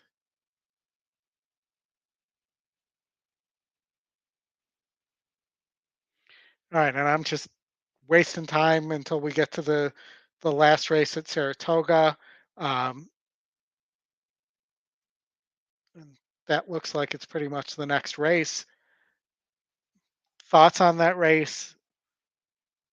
There's an opportunity maybe here to play a little pick 4 with our horses as well.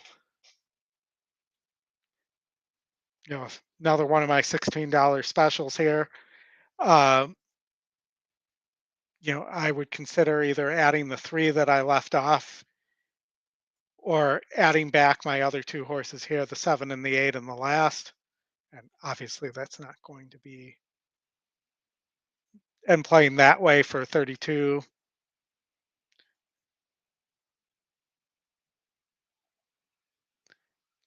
Those would be my thoughts. You know, and I'm probably going to play this as my cover. That the other option would be adding something in leg 1. Nobody else is really getting bet, but you do have the 2 who has beaten 62s in the past, but hasn't really run well lately. And you do have the 1A that I mentioned, who is a money bag horse, and it looks a little dangerous and is drawing Sayas.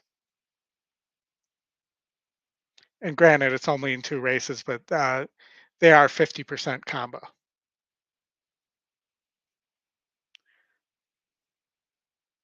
Thoughts on the 15 stretching out?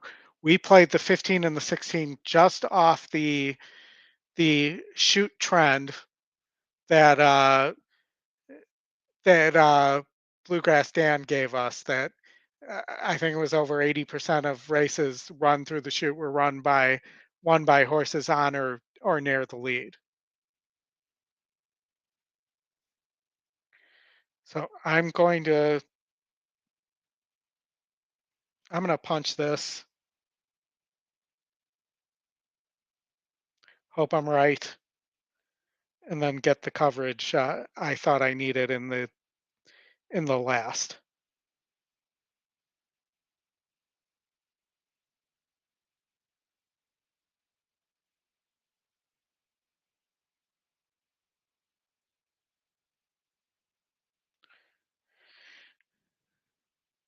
Help if I could actually punch things accurately, though.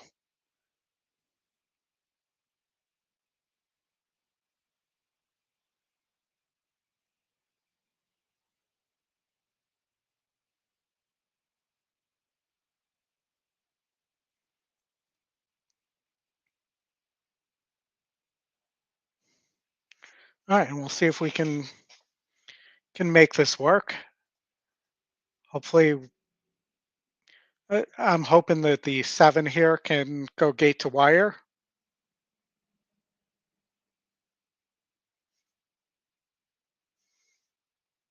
But as always, IRAD's looming and is dangerous here on this 3. You know, did win its last race at the 16K level at this distance. Also beat 25K, but both similar SORs. And then came up short, going a little longer against 32K. And we're about 2 minutes to post on our final race of the day for the show. And hopefully we'll all still be alive in the Scott, how about a house Hawthorne special? Well, let's see. I don't see Hawthorne up here. What did you want me to do you want to do a special that covers Hawthorne? Scott, I would say Hawthorne's the type of track that if they want us to do a special, that they would have to give us access to the feed.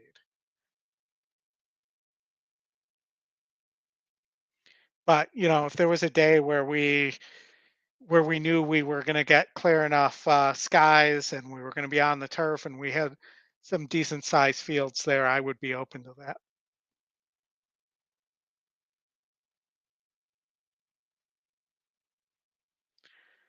And it's post time.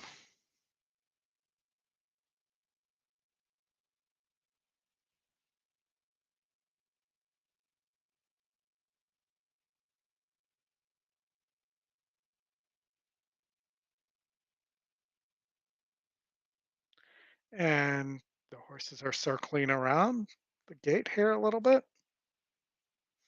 trying to get those last pick 4 funds into the pool.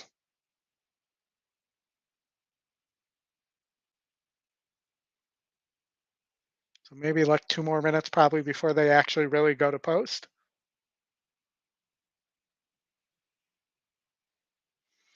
And I don't know if you guys saw the up tomorrow's racing at Saratoga, but it sounded like some of the bigger races looked pretty chalky.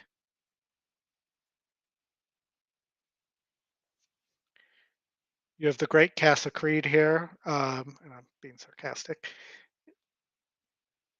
who's the top choice, but you have Annapolis, um, the Pletcher horse, who's very interesting here. Um, you have the Sanford with Gold Sweep at 60%, and you have a bunch of horses who have only raced once. We saw what happened yesterday with the fillies, with the 2-year-old fillies doing that as in the Skylar, and you know, so I think that race is probably pretty interesting. And as well, you have the Diana, um, which looks like it's going to be pretty tough to beat an Italian. Number one, because of the pace advantage. Number two, because an Italian's form has been insane. Market segmentation's a nice horse, a grade 1 winner for Brown. Uh, Definitely dangerous as well.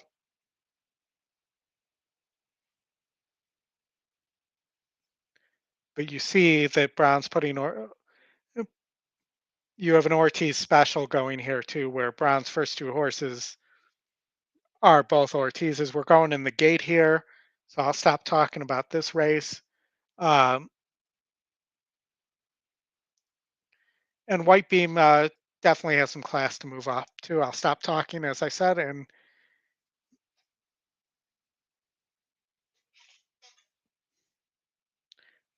the 1A is about to go in the gate.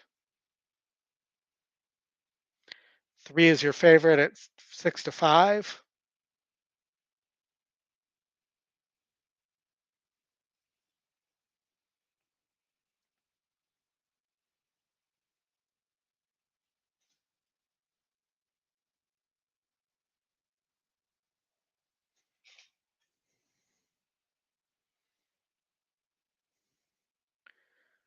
7 broke cleanly, but didn't get an easy lead. Being pressed by the 10.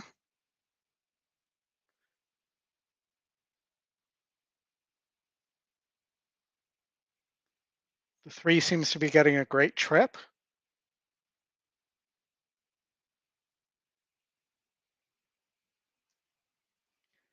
Have to see if he can get by the 7 and the 10 here.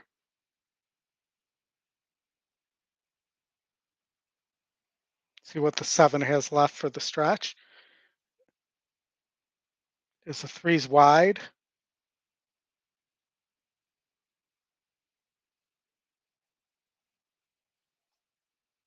Seven battling the 2. 2 now has taken the lead. The 3 is wide and will not get there. The 2 is going to win this race.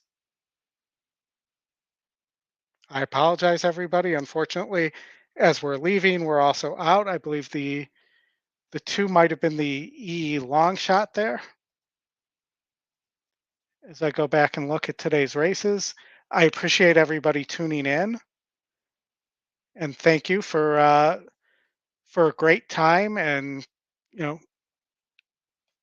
tuning in to Scotty and I here. And nope, the 2 was not. It was your third win percentage there, 9-1. So you're getting a big price. Horse hadn't run well in a while. Thank you, everybody. Good luck to those of you who still have tickets that are alive, and we will hopefully see you next week. Thank you.